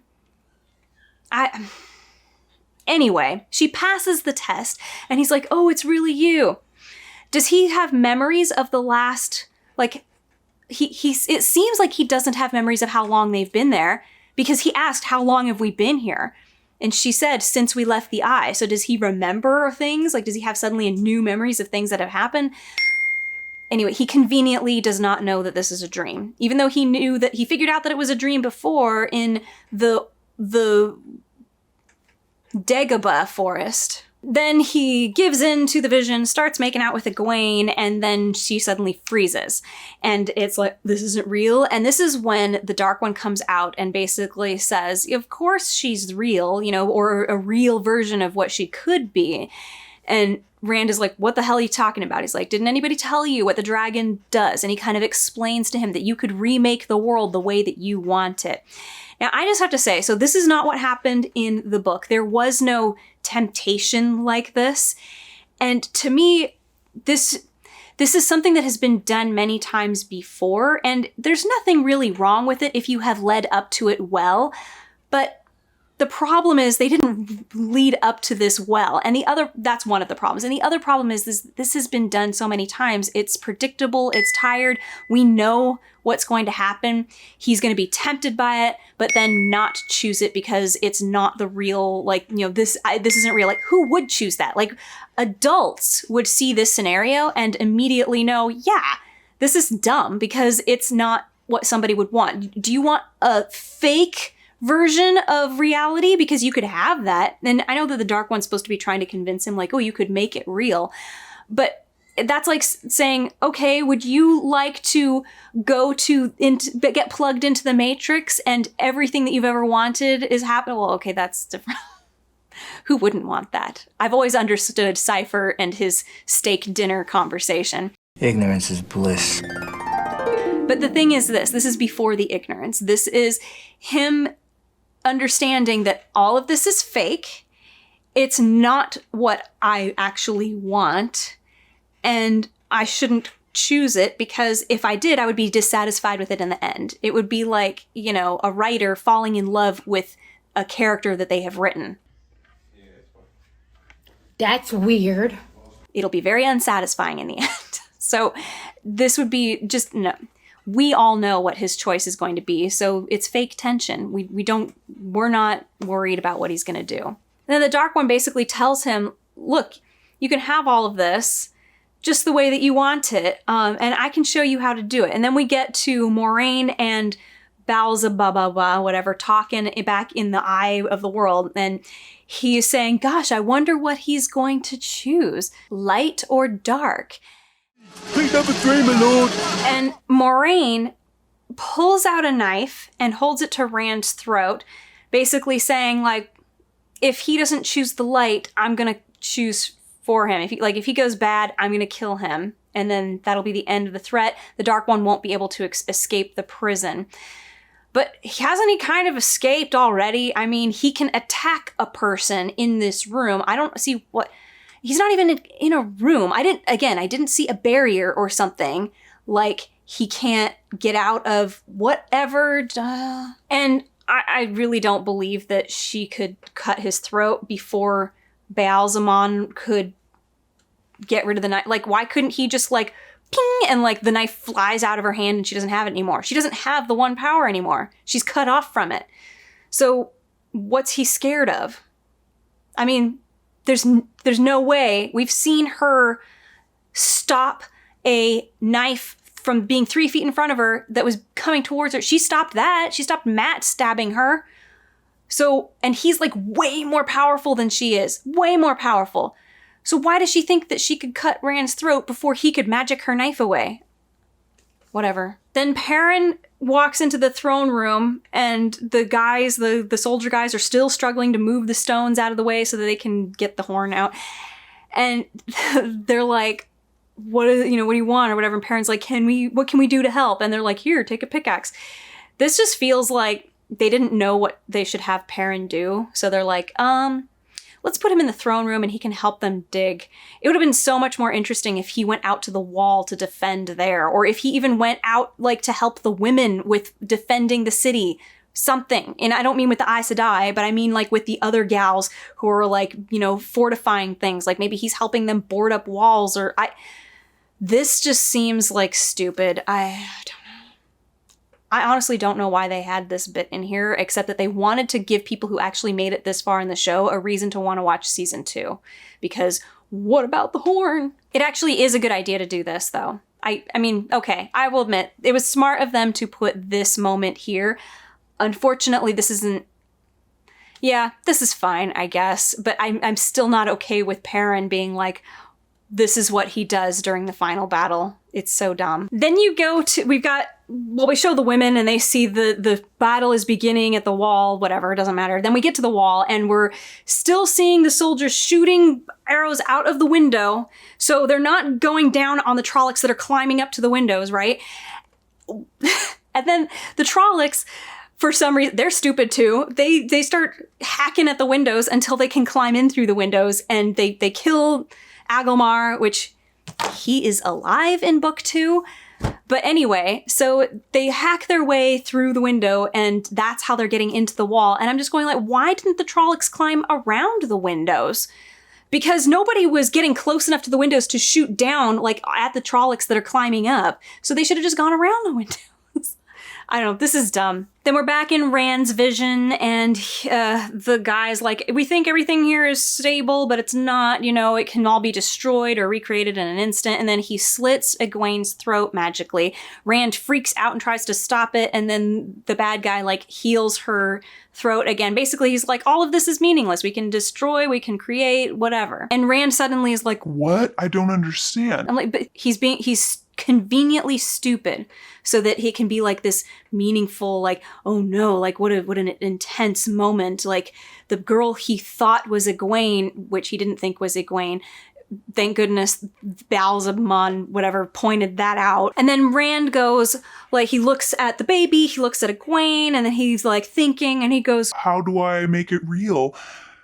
And no one watching believes that he's actually being tempted, because this is a scenario we've seen done a million times, and we know that you could only do this if you're a complete idiot. And it would be a really bad idea to have the MC, the savior, the one who is the climax of the series, be an idiot here. And then we get back to the Eye of the World.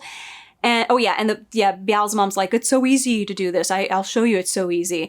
And then we get back to the Eye, and Moiraine is like starting to be convinced that he's choosing the wrong thing, and so she presses on his throat with the knife and you see blood, but nobody believes that he's going to choose the wrong. Then we get to one of the gates of the city, and we've got Padan Fain knocks on the door and gives the secret phrase, and the women who were guarding the door open the door and they're like, who gave you that, the password essentially, right? I'm going, yeah, who did give you the password? And I thought he was inside the city already. Okay, I guess maybe he is inside the city and this is a gate to the palace. But there's fades in there.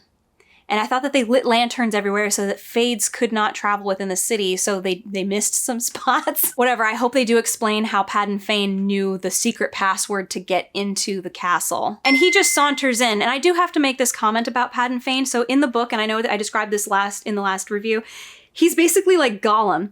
And he has tried to do the right thing. He has left the Dark One and all those guys and gone into he went to Faldara to sort of warn them, you know, like, or seek help from them. I'm not 100% clear on what it was that he was doing there. And then, of course, we do find out that in the second book, when there is an attack on Faldara, he kind of goes with the bad guys who attacked. But you sort of get this feeling he's being like, he's trapped in this situation that he's in. He's just a pitiful character. And here he's just a sinister, evil guy. And I think that's a big problem. Whatever happens to this guy in the future, in the books, if he dies or gets beaten or whatever, there's going to be this mixture of pity for him as well as the like, oh, I'm glad he's gone. But at the same time, gosh, like I feel bad for him too. Sort of like how you felt with Gollum falling into Mount Doom at the end. Like his obsession just drove him to this, but he was a pitiful character. Here, you have a sinister bad guy, so we're going to be happy when he dies. And I don't know. You know, I do like seeing a bad guy get his comeuppance, so this is just a different type of a bad guy, I suppose. But it is odd to me that they took a character, and they've done this a few times now, you've taken a character who we should have more mature, mixed feelings about, and you've turned them into something more one-dimensional so that they're just the bad guy who dies, and then we're like happy that they're dead. I don't know what they're trying to do here. Maybe they think that the books are too complicated to show on screen, so that they're going to dumb things down, like for children. I don't know. I'm almost at the point, it's so hard to get through this last review because I don't really care about the characters. I don't care about the writing. Don't care about the story anymore. The books I'm enjoying thoroughly. It's hard to put this one down at this point. I have to because I'm doing all this freaking editing for this video, but you know what I mean. I'm enjoying the books a lot, especially the second one. I have to say, this is an improvement so far. Okay, so then we get the reveal that what they are digging out from underneath the throne is the Horn of Valir. And he's like, it's not for us though, it's for the dragon. Like, but what the horn does is it will call all of the greatest heroes of our age to the last battle. In the book, by the way, the horn is at the eye, not buried underneath Agelmar's throne. I actually kind of liked the idea of it being under the throne, like it was part of this kingdom's job to protect the secret of the horn. But then it would have been cool if Agelmar, before riding out to the wall, told his sister about it. Like it's a secret that only the kings are told, but since he knows he's gonna die, he tells her to go and get it and send it to the White Tower. But the show writers didn't even make use of this change from the books in any interesting kind of way. They just have it, suddenly there's a horn underneath the king's throne, and it's really important to the story going forward. So the dragon is the one who's going to use the horn. Now, I haven't gotten far enough in book 2 to understand exactly what it is and what it does and what it's for. All I know is that in the book, it was something that Agelmar, was in Agelmar's possession, and he realized, I can't handle this. It's way too tempting for me to use. So he gives it to the Amyrlin seat, like, you take it.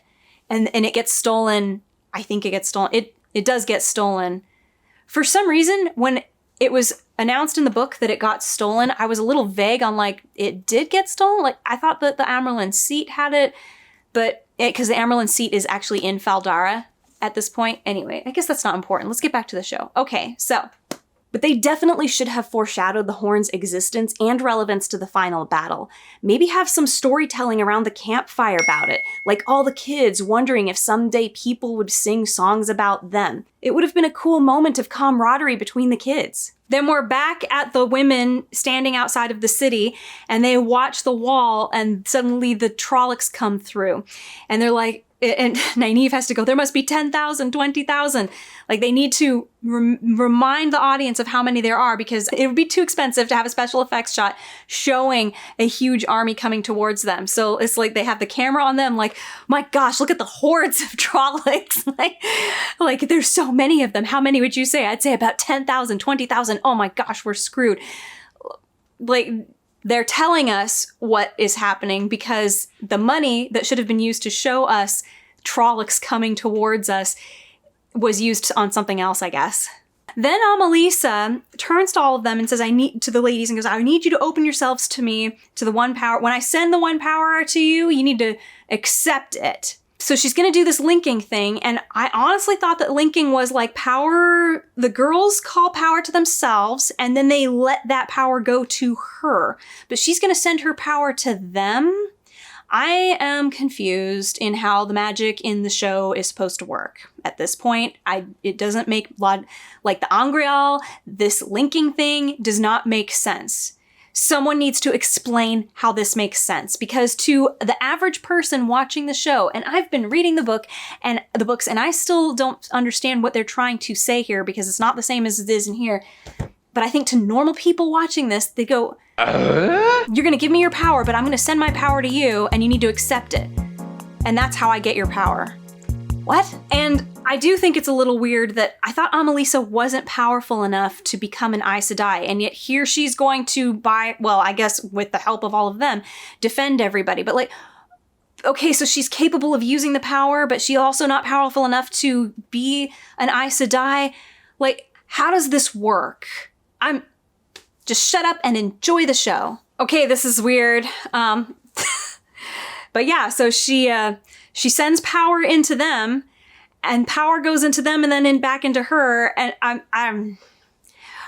she sends power to women who don't know how to channel, but I thought she doesn't know how to channel, or can't channel well. But so she sends power out to them, and then she controls them like puppets to make them channel power from elsewhere and then shoot it back into her. Like, she's directing all of this. But I thought that she's not a powerful enough Aes Sedai. Like, this seems to me like something that's very complex, and probably somebody who can't channel very well wouldn't be able to do it, but apparently she can.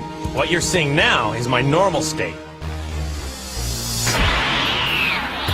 This is a Super Saiyan. Then we're back in the throne room, and we see that Perrin, they've almost got the horn out of the hole under the throne, looks down the hall and notices Padan Fain walk by. And he's like, hey, wait.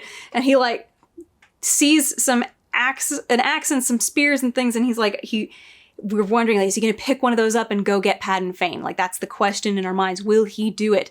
But the thing is that this hasn't been a question in his mind until now. Like, we haven't seen him struggling to, like, should I pick up the hammer or should I pick up the axe? Which is the thing that goes on in his head through most of the books, is that he's battling with this capability of his. Anyway, we've already discussed it. Let's just keep going. So just like in the beginning of the episode where we saw that the fate of the world was decided in a nursery, we're kind of having a mirroring of that here, which I commend the writers for this attempt. I guess it's not an attempt, they actually did it. The fate of the world, once again, is being decided over a baby's cradle. And so the Dark One is telling him, you have to empty yourself of all emotion except for want. Want this little baby girl, to be alive so much that she simply exists. So Rand starts doing what the Dark One is saying, and he starts channeling, right? And the Dark One is like, now let go, just let it go. Let the hate flow through you. And then we go to Moiraine and Rand and the Dark One, and he's like, he started channeling, and you don't even know what he's channeling for. Is he doing the right thing or the wrong thing? And of course we see that in his little vision thing, we see that the dark magic is heading towards him as well. So he's starting to channel, but he's about to go mad, possibly because the black stuff is coming for him. But the thing is, now, why did he ask Baalzamon how to channel when Moiraine told him that when you need to, you simply will be able to do it? So what she predicted was unnecessary. I don't know, whatever. But the main thing is this, okay? So we know later that Moiraine knows that he has chosen the right thing when she sees that he has tapped into the Angreal, right? And here's my thing. How does him tapping into the Angreal tell her that he's doing the right thing? What if he's doing that in order to destroy the world? Like, he's tapping into that magic because he's going to use the magic that's in there, the power-up, to be even better at setting the Baalzamon free. How do we know that's not what he's going to do when he does this? I don't, her little litmus test for figuring out what his choice is not reliable. It doesn't tell her what he's doing with the power, just that he's tapping into more power, which Baalzamon told her, so she didn't even need that. All she needed was him to be like, and by the way, he started channeling, which he just did. Then we get a shot of the women who are still charging Amelisa. she's still plugged in, getting charged. And this is what is known as a Super Saiyan that has ascended past a Super Saiyan. Has Amelisa's powers been pushed to new heights, and will the women save the city of Faldara? The only way to find out is to stay tuned for the next exciting episode of Wheel of Time. Then you go into the throne room and they've finally removed the box with the horn and they hear screeching out down the hall. So they're like, set the box down and go. If this is the most important thing, like your whole mission is to protect this thing, it should be quick. Let's take the box and run. Who cares what's down the hall? Whatever it is, you got to get this thing away from them. They are terrible guards. They're terrible. We get a flash of Rand and the Dark One saying, just make her yours. She's already yours. Just do it. And you can see Rand struggling, but also like he's about to give in. But it's, you know, false tension. We all know he's not going to do it. Then we get to the women defending the city again. And this, what's he doing? Is to go even further beyond! And she finally, like, okay, the Trollocs are, like, practically upon us, and she just nuclear blasts all of them, and then lightning comes shooting down and getting all of them. And it was at this point, watching this episode, this is my second time viewing it now. The first time, though, watching this, I was like, if she wanted to protect the city, why did all the men have to die out there? Why wasn't she on the wall with the women protecting them? Like, what would have stopped her? She could have done what she just did here from actually the other side of the wall. Like, maybe she doesn't do the nuclear blast, she just does the lightning thing. She could have been on the good side of the wall, shooting lightning down on the other side. Like, that would have been fine. And then her brother could have lived. He wouldn't have had to die. Because, yeah, of course, we get to the end of this episode and we see that the women have just taken out the entire Trolloc army. They did it. So, this doesn't make the whole defense system look very good, and it doesn't make her look very good. She could have just overpowered her brother. Because he can't channel, and there's no way he's more powerful than she is as a channeler. She could just like, you know what, screw you, I'm gonna be on the wall too. She could have been up on the hills doing this. It's her fault all the men are dead. I don't think that him forbidding her from being on the wall would have stopped her, but apparently he didn't even have to forbid her. He just had to be like, you know what, I will go die on the wall, you die here.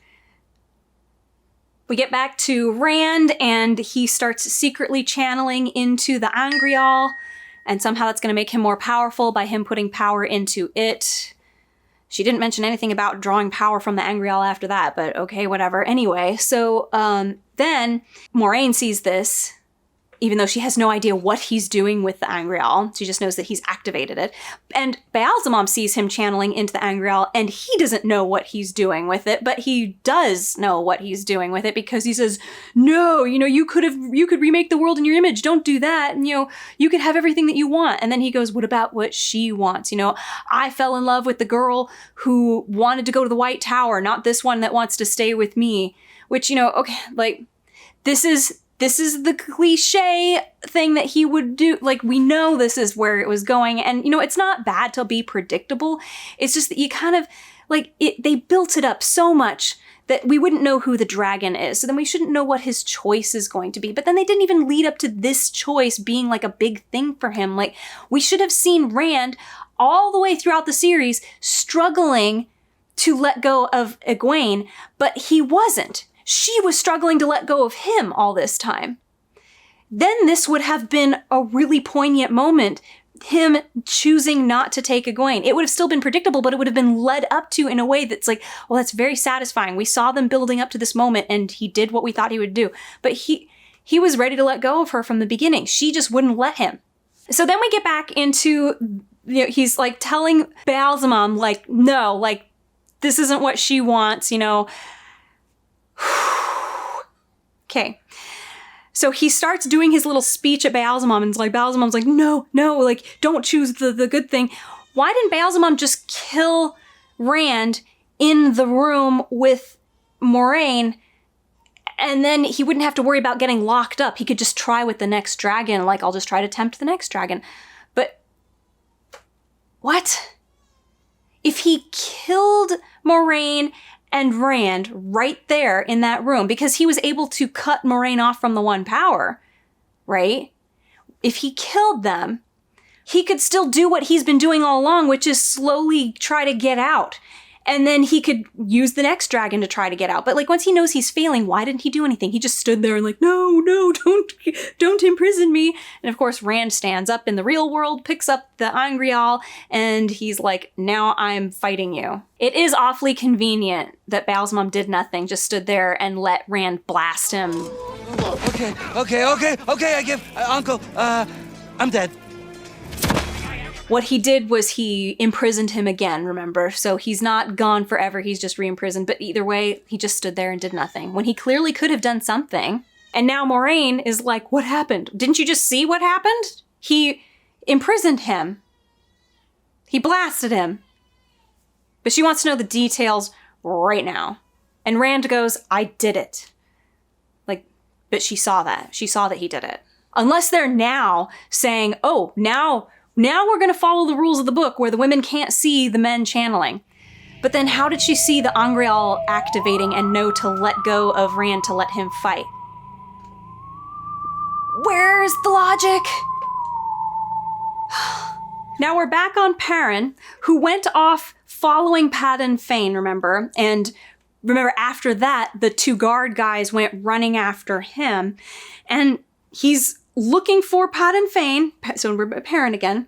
A bat comes after him, that freaks him out, and suddenly he hears noises back in the throne room. And he goes running back to the throne room. It turns out Padan Fain was back in there, and the guards were back in there also, and some fades got to the guards.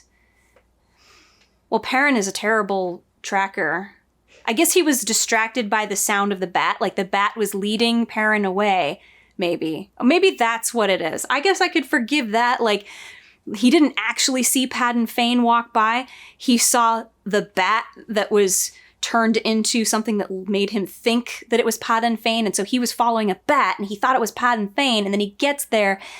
But then the guards, they had left the throne room and then they come back. Whatever. Padan Fain kills Loial right there in front of Perrin. And what? Loial is in the book, the second book. I don't think he dies. I think he's a character that goes on for a while. And that means we're just not going to and he's like, seems like a main character, or he's at least with the main characters a lot, which means he's going to have some impact on their development as characters. So if he's gone, how we're going to be missing something that helped our characters to grow. And now we're going to have to replace it with something else. Why? Why not just use the thing that's already there? I don't know. It is a shame, though, that Loial was killed and just so unceremoniously dies. He was one of my more favorite characters in the book, so. Then we're back at the women, and Nynaeve goes, all right, you have to stop. Amelisa is like, I can't stop. It's out of control, basically. And Egwene goes, Nynaeve, help, I'm burning. Like, we couldn't tell from just seeing. Like, they're telling again, not showing. And Nynaeve shouts back at Amelisa, you have to stop, you're going to kill us. Well, she just told her, I can't. I'm out of control at this point. And we've seen the other two ladies drop dead already, burned out. And now we're seeing it happening to Nynaeve and Egwene. And we see that Amelisa is saying, like, I can feel everything, every stone, every breath, everything, like,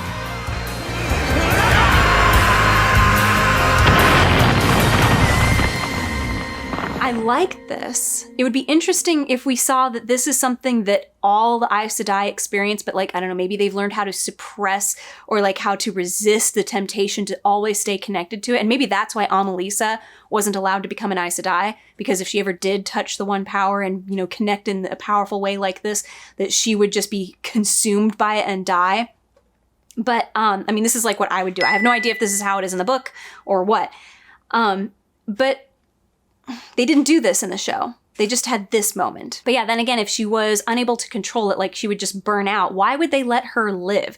Like, what if she went nuclear on everybody because she decided on her own to tap into the one power? I guess I just found the flaw in my own idea. So I would say, oh, well, we shouldn't do that. But see, that's what you do when you're a good writer, is you think out.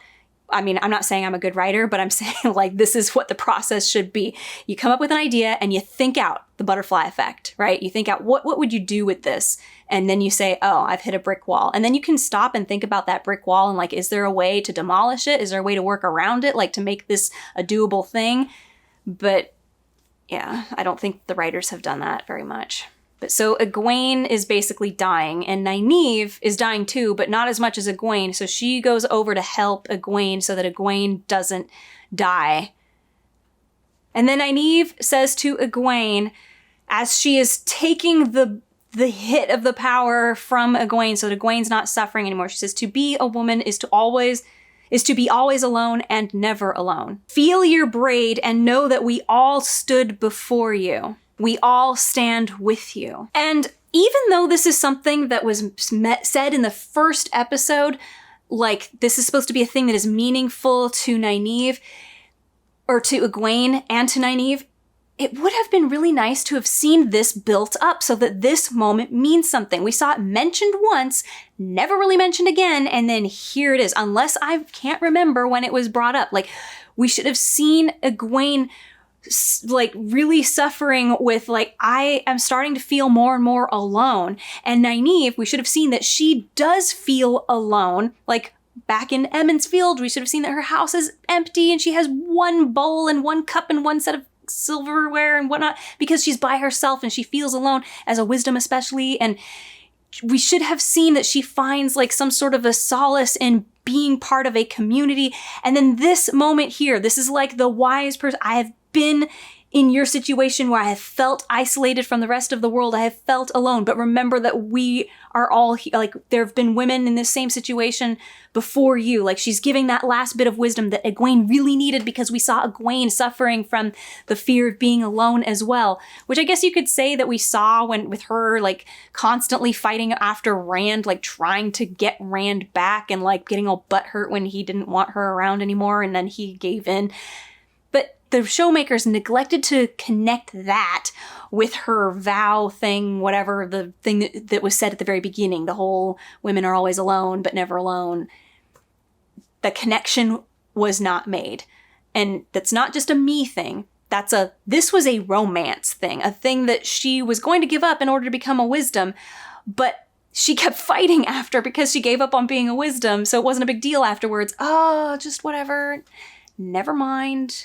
Shut up and enjoy the show. And then Amalisa dies.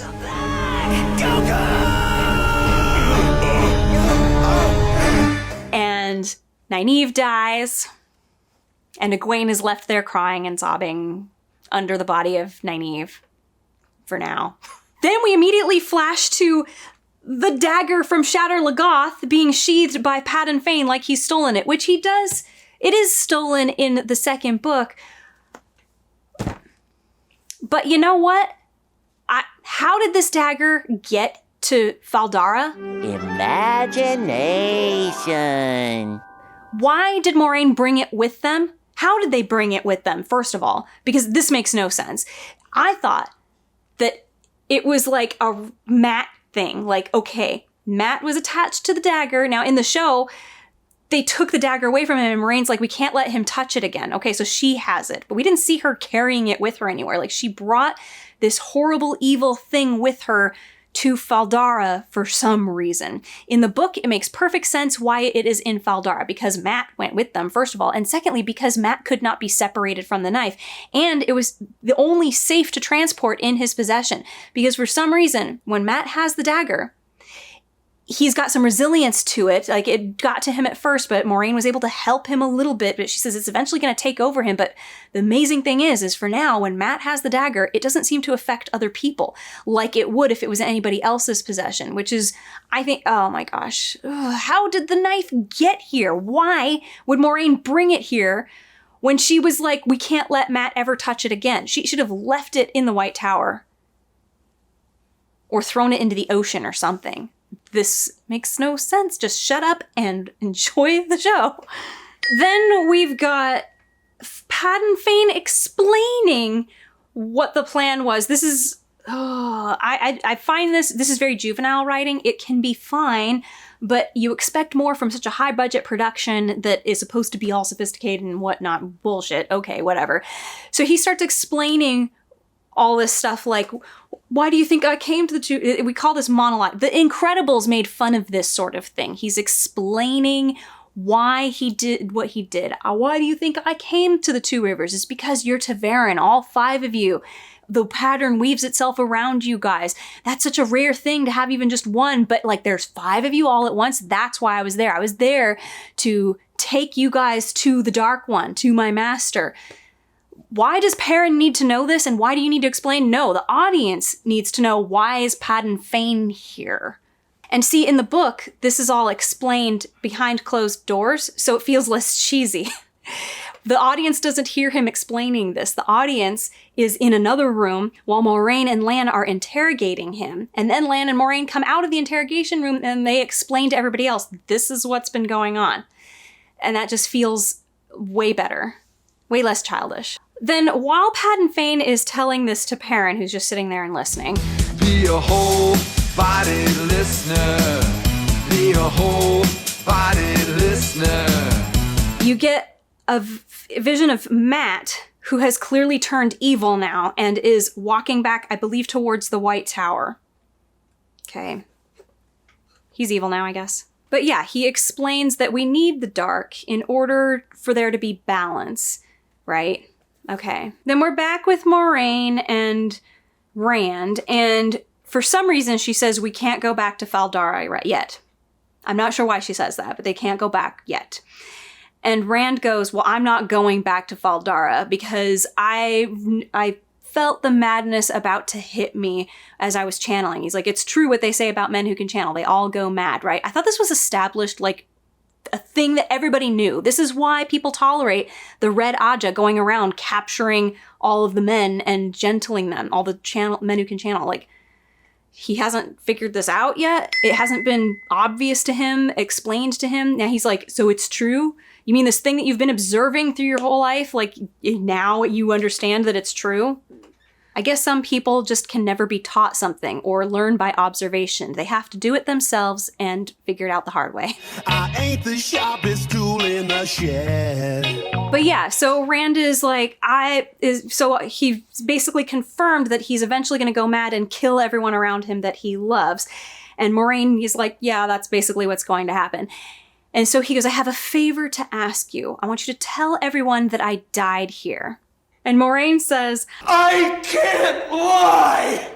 And he's like, well, I'm sure you'll work out a way. And like, I know she's said it again and again that she cannot lie, but she's also said again and again that I can work around the truth. So why did she throw this back as a defense? Like, but I can't lie. But you had a conversation with Egwene about this earlier. Like, I can say the truth, but it can be not the truth you think you hear. Oh my gosh. She didn't need to say that at all. We would have gotten it. I mean, if anything, she shouldn't have said it. Rand could have said, he could have just said something like, I'm not asking you to lie, but I know that you'll figure out a way to tell them something. But I do like how this ended. I don't know why she's letting him go. I mean, I guess maybe because she knows that she could never outpower him, but he doesn't really know what he's doing, so I don't know what. But I guess if she attacked him, then that thing that she said would happen that didn't happen earlier, where, oh, when you need the power, it'll come to you. Like maybe he would have a reflexive reaction that would defeat her no matter what she tries to do. I don't know. Even though he didn't have to do that, like he had to be taught how to use the power by the guy. Oh, whatever. Shut up and enjoy the show. Okay, so she's like, where are you gonna go? And he doesn't tell her. Taste of your medicine, doctor. You don't get to know. Then we're back on Padan, Fain, and Perrin, and Perrin picks up the axe, and that's when Padan Fain is like, tiniest push, and you choose the dark. And I don't like this because they are portraying him picking up the axe as being an act of evil. And the thing is in the book, in the first book, it's not presented to him as that. In his head, picking up the axe is evil. Like, that choosing violence is the bad thing. But the wiser, older person tells him, sometimes choosing violence is the good thing to do. Like, it would have been good for you to kill Egwene instead of let her be tortured to death. Like, merciful kill her, right? That would have been a good thing for you to do and not let her suffer. Even though it feels like it's an evil thing to do, it is the better of two evils, right? And it's not an evil thing. It's mercy. There's a difference. So I don't know how they're going to do. Maybe it's supposed to be like Padan Fain thinks that it's evil, but now Perrin does for a while. I can tell in the book that they're trying to lead Perrin towards he will choose to use violence, but it will be for good reasons. And here they're not really setting that up. Oh, maybe they are, but they're just not doing it in a way that makes me feel like it's going to be this struggle for him. I don't know. Maybe I should just shut up and enjoy the show. But Padan Fain picks up the box and walks away, and Perrin just watches him go. I mean, it is a pretty cowardly thing, but I get it because, if he attacked Padan Fain, I'm pretty sure that the Fades would kill him. So he picked up the axe. Why? I don't know. Don't know, don't care. How's that?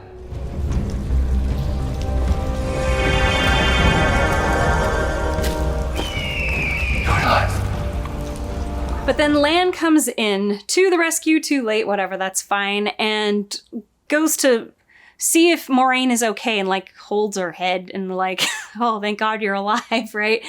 And he's like, where's Rand? It was just a weird thing that he didn't run up to her and immediately embrace her, but he doesn't. He goes up to her and oh, thank goodness you're okay. And then asks, where's Rand? And she shakes her head and goes, he's gone. And then he's like, okay, whatever. Unmask our bond. Let me back in. And she's like, I can't. And then she starts crying and he holds her to comfort her. And I actually really liked that. It feels like the most intimate thing that we've seen so far in this show that felt somewhat genuine.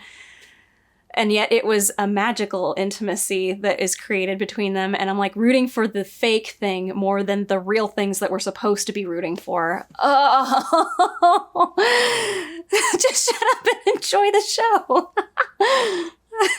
Perrin goes out onto the balcony and sees that the entire Trolloc army has been destroyed. But we already knew that. I'm not sure why we needed this shot, but we did apparently. Maybe it was to make him feel guilty that he wasn't part of the battle in some way. I don't know. Then we're back on Egwene, who the last time we saw her, she was still she was trying to make Nynaeve come back to life, even though her brain has been completely fried and burned out.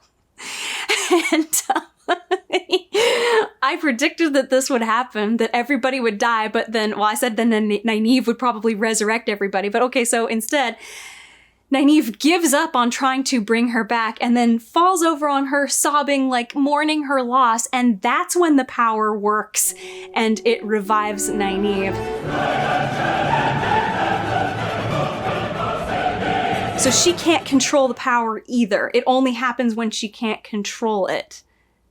I guess that's how the power works. Gosh, this is just such a bad magic system. If that's how it's supposed to be, this isn't good, because it will always make every magical incident that happens feel like Deus Ex Machina. It will just feel like contrived bullshit. So she unfries Nynaeve's brain. Nynaeve is back alive again. I actually did think that they were going to kill off Nynaeve, except that she is alive at the beginning of the second book, so I figured she has to still be alive somehow. But They shouldn't have done that. You shouldn't have had Nynaeve almost die. I wish I could think about how to fix this problem, but it's been such shit up till now that there's no point in trying to think about how to fix it, because I would have had to fix a million things before we get to this point, that any way that it could be fixed would have been more satisfying. But she definitely shouldn't have died and then been brought back to life by Egwene. Oh yeah, and then if she's able to bring Nynaeve back to life, why didn't she bring back Amalisa and everybody else, and then go to the wall and bring back all the men who were dead? Unless Nynaeve wasn't really dead. Well, it just so happens that your friend here is only mostly dead. There's a big difference between mostly dead and all dead. Mostly dead is slightly alive. But yeah, in that case, it's just fake out death. Another fake out death. So unsatisfying. This is like children's cartoon bad. Then I wish for Goku to be brought back to life. So be it. Your wish has been granted.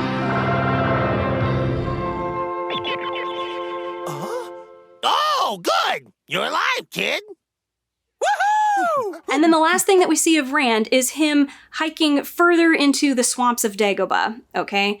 But I don't know how they're going to do this, because in the book, he goes with them on the hunt for the horn. Like, the Amaryllis seat basically sends a bunch of guys from Faldara, including Matt, because they got to get the dagger too, off to go and find the horn, and Rand is going with them.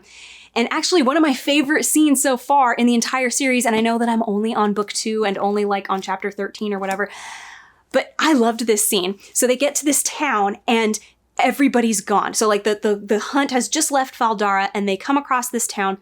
All the people have gone missing, but they find like a Fade crucified on a door, and Rand walks into this house because everybody's checking the houses to see if there's people, and they thought that they saw a lady in white, and they're like, I swear I saw a lady in white, but it was whatever. Anyway, he walks into this room, and this was very effective storytelling. He walks in and sees a dinner table that was like left in a hurry. Like there's even a slice of meat that's only half cut through and the knife is still sticking out of it. Like whoever was here, they were in the middle of a meal and they left, like a whole family. And as he's standing there, he blinks, and as his eyes have been opened from the first blink, he sees the last moments of this house, of the family that was in it, when suddenly something outside terrified them and they all get up to grab the kids and run away.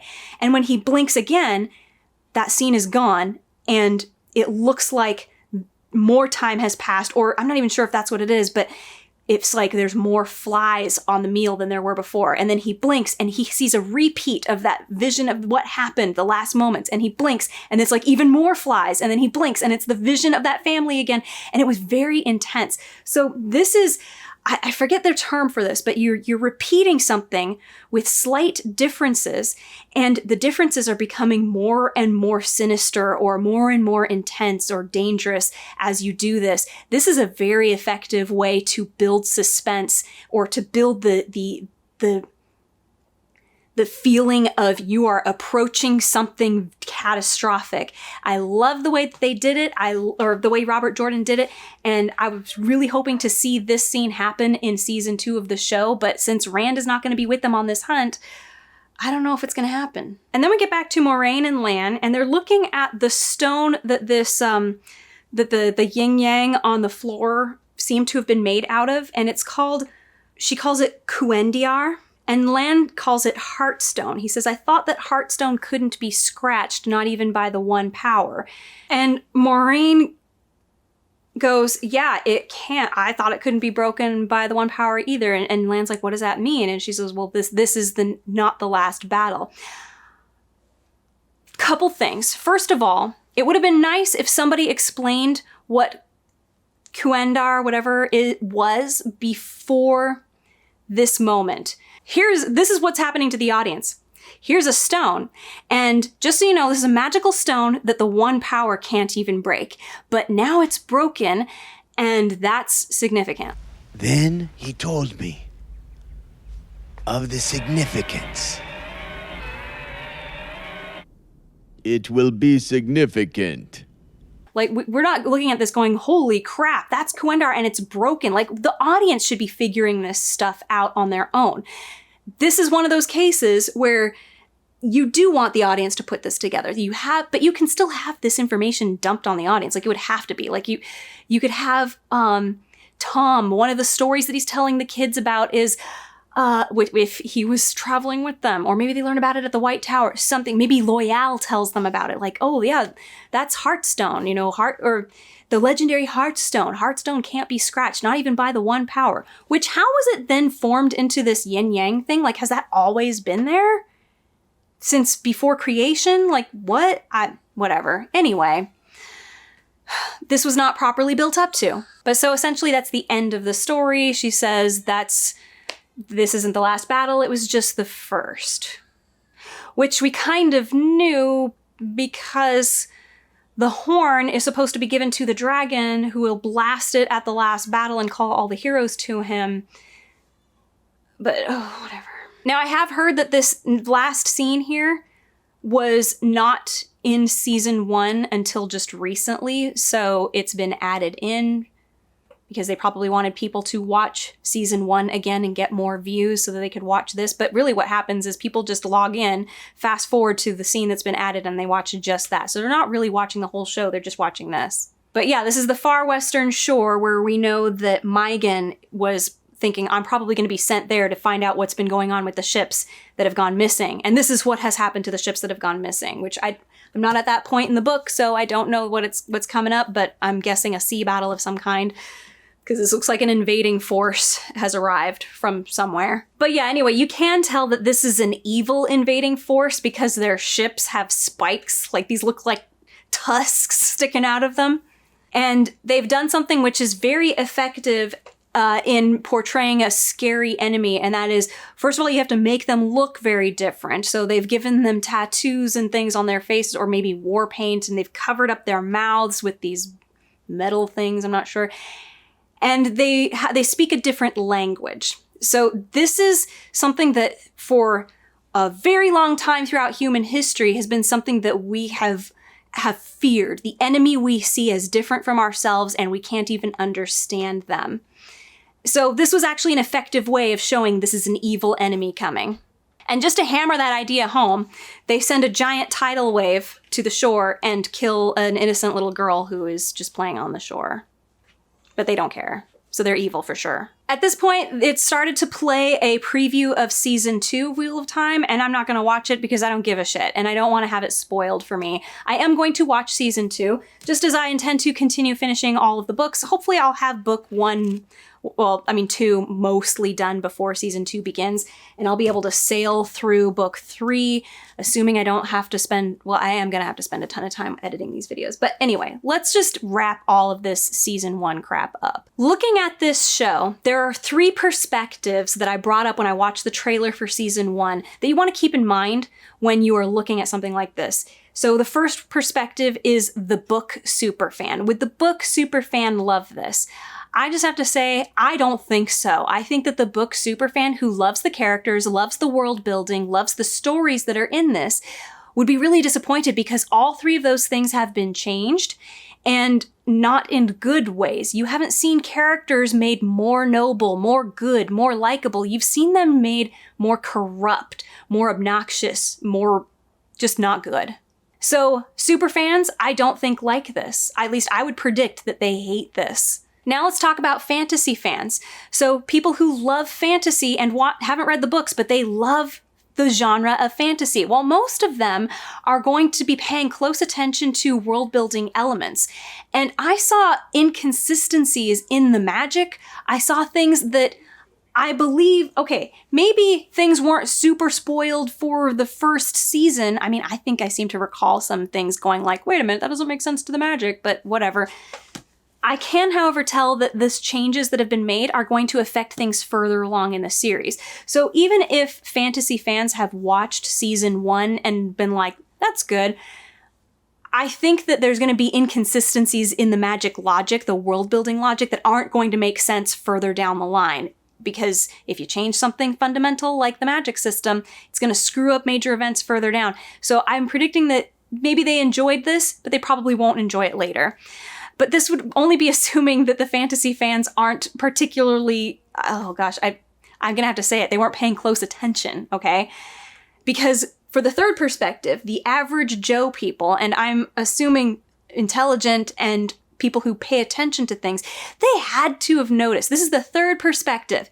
I don't think that they would enjoy this if they were actually paying attention, because characters did things that were illogical, that didn't make any sense. The dialogue from line to line didn't make sense. They didn't build up relationships, I'm talking about the non-magical stuff, in a way that was satisfying for the end. They didn't build up Rand's journey to, I have to give away Egwene, because he was ready to give her away at the beginning of the story. It was Egwene who was like trying to pressure him to stay together towards the end. And all kinds of other things. Oh my gosh, Nynaeve and Lan, their romance was just so unsatisfying. I can't imagine. And then the knife, like, suddenly magically appearing in Faldara. There are too many things that I feel like a smart person who's paying attention would have been like, that doesn't make sense. And I feel like even if you weren't paying attention, something would feel off. If you couldn't articulate what it was, if you couldn't find the like, what is it? I can't figure out what it is. It would just feel off, because that is what happens when you have characters who are acting illogically, who don't have specific character traits that are unique to them, that but that differentiate them from the other characters, or that place them in a specific role within the group that they're in. It's just, it's unsatisfying. When characters are doing things that don't make sense, you don't believe how they get to where they get by the time they get there, because you're like, no, this makes no sense. So yeah, I don't think that people would enjoy this. I think I would be very surprised if this show gets like a third or fourth season. I think somebody told me in the comments, and actually I think in the Discord, that they filmed season 2 before they got the audience feedback on season 1, and they have already started filming season 3 before season 2 has been released. I just think that's a bad idea. Like, if they knew that they were putting, oh my gosh, I just think it's a bad idea. Anyway, I don't have any faith that this series is going to be finished all the way to the end, because you can't improve from a broken foundation. You just can't. Think of okay, you know what? I challenge you, because I've set this challenge out to people before. I think it was with Shadow and Bone. Maybe I said it at the beginning of this.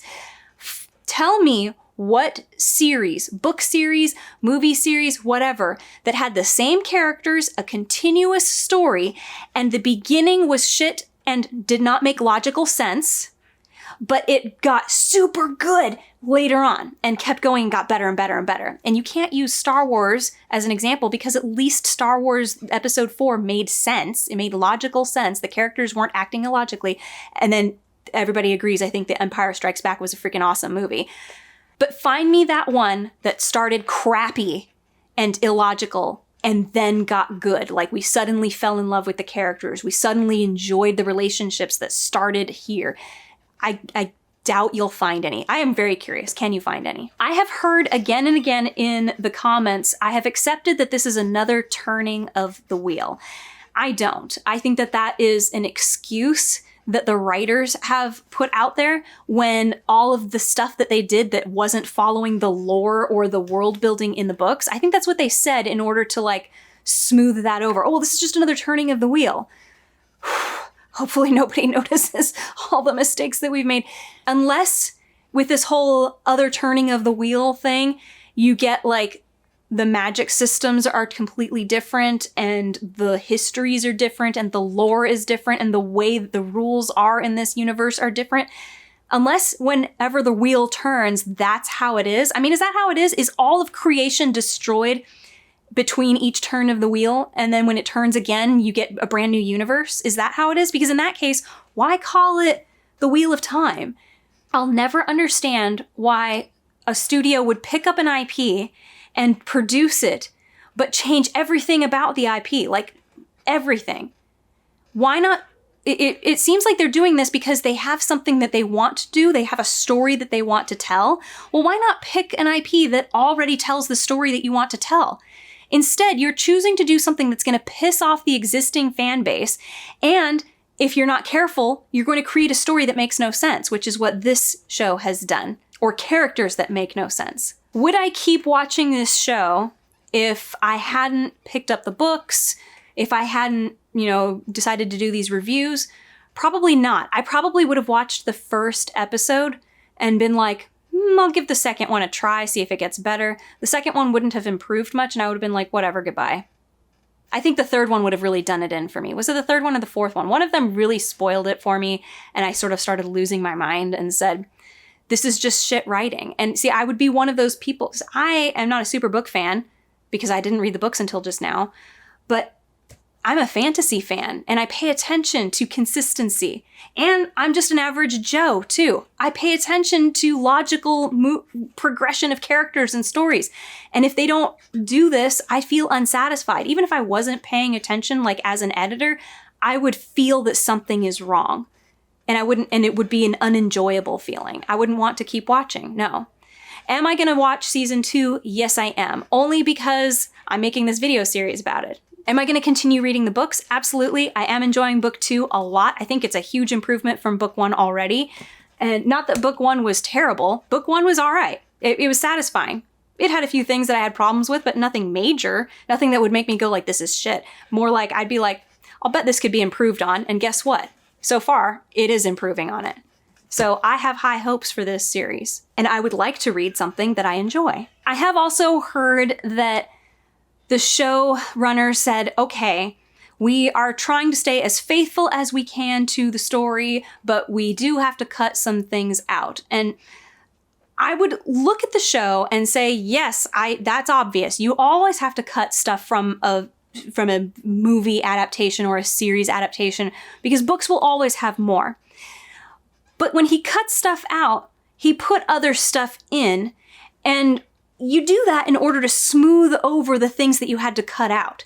But I felt like there were so many scenes that happened that didn't make sense in the overall big picture to where the story was going. I'm like, why would you spend a lot of time on this when really what's important is building up the tension of who is the dragon, creating dragon candidates that and I'm just talking about what the show did by itself, creating dragon candidates that we're like wondering who it is and we can root for them and we like them, or building up Rand's choice at the end so that it's like, oh my gosh, what is he going to do? But either way, there were things that a lot of time was spent on and you didn't have to spend that much time on it. So I'm going, you spent a lot of time on things that weren't important to the finale. So the finale felt anticlimactic to me or unbelievable. I guess I should say that. They did their best to really make this seem like a big thing, but it felt psychologically and emotionally anticlimactic because it wasn't properly built up to. That's such a shame. Anyway, that's all I've got for season 1. Anyway, that's all I've got for season 1. Hopefully I'll be able to get this out before season 2 premieres, but we'll see how that goes because it's taking me forever to edit these. Otherwise, thank you so much for coming with me on this journey, and please like, subscribe, hit the bell for notifications. If you're feeling really generous, check out my Patreon or Ko-fi, or hit the money heart thanks button down below, and I'll catch you next time.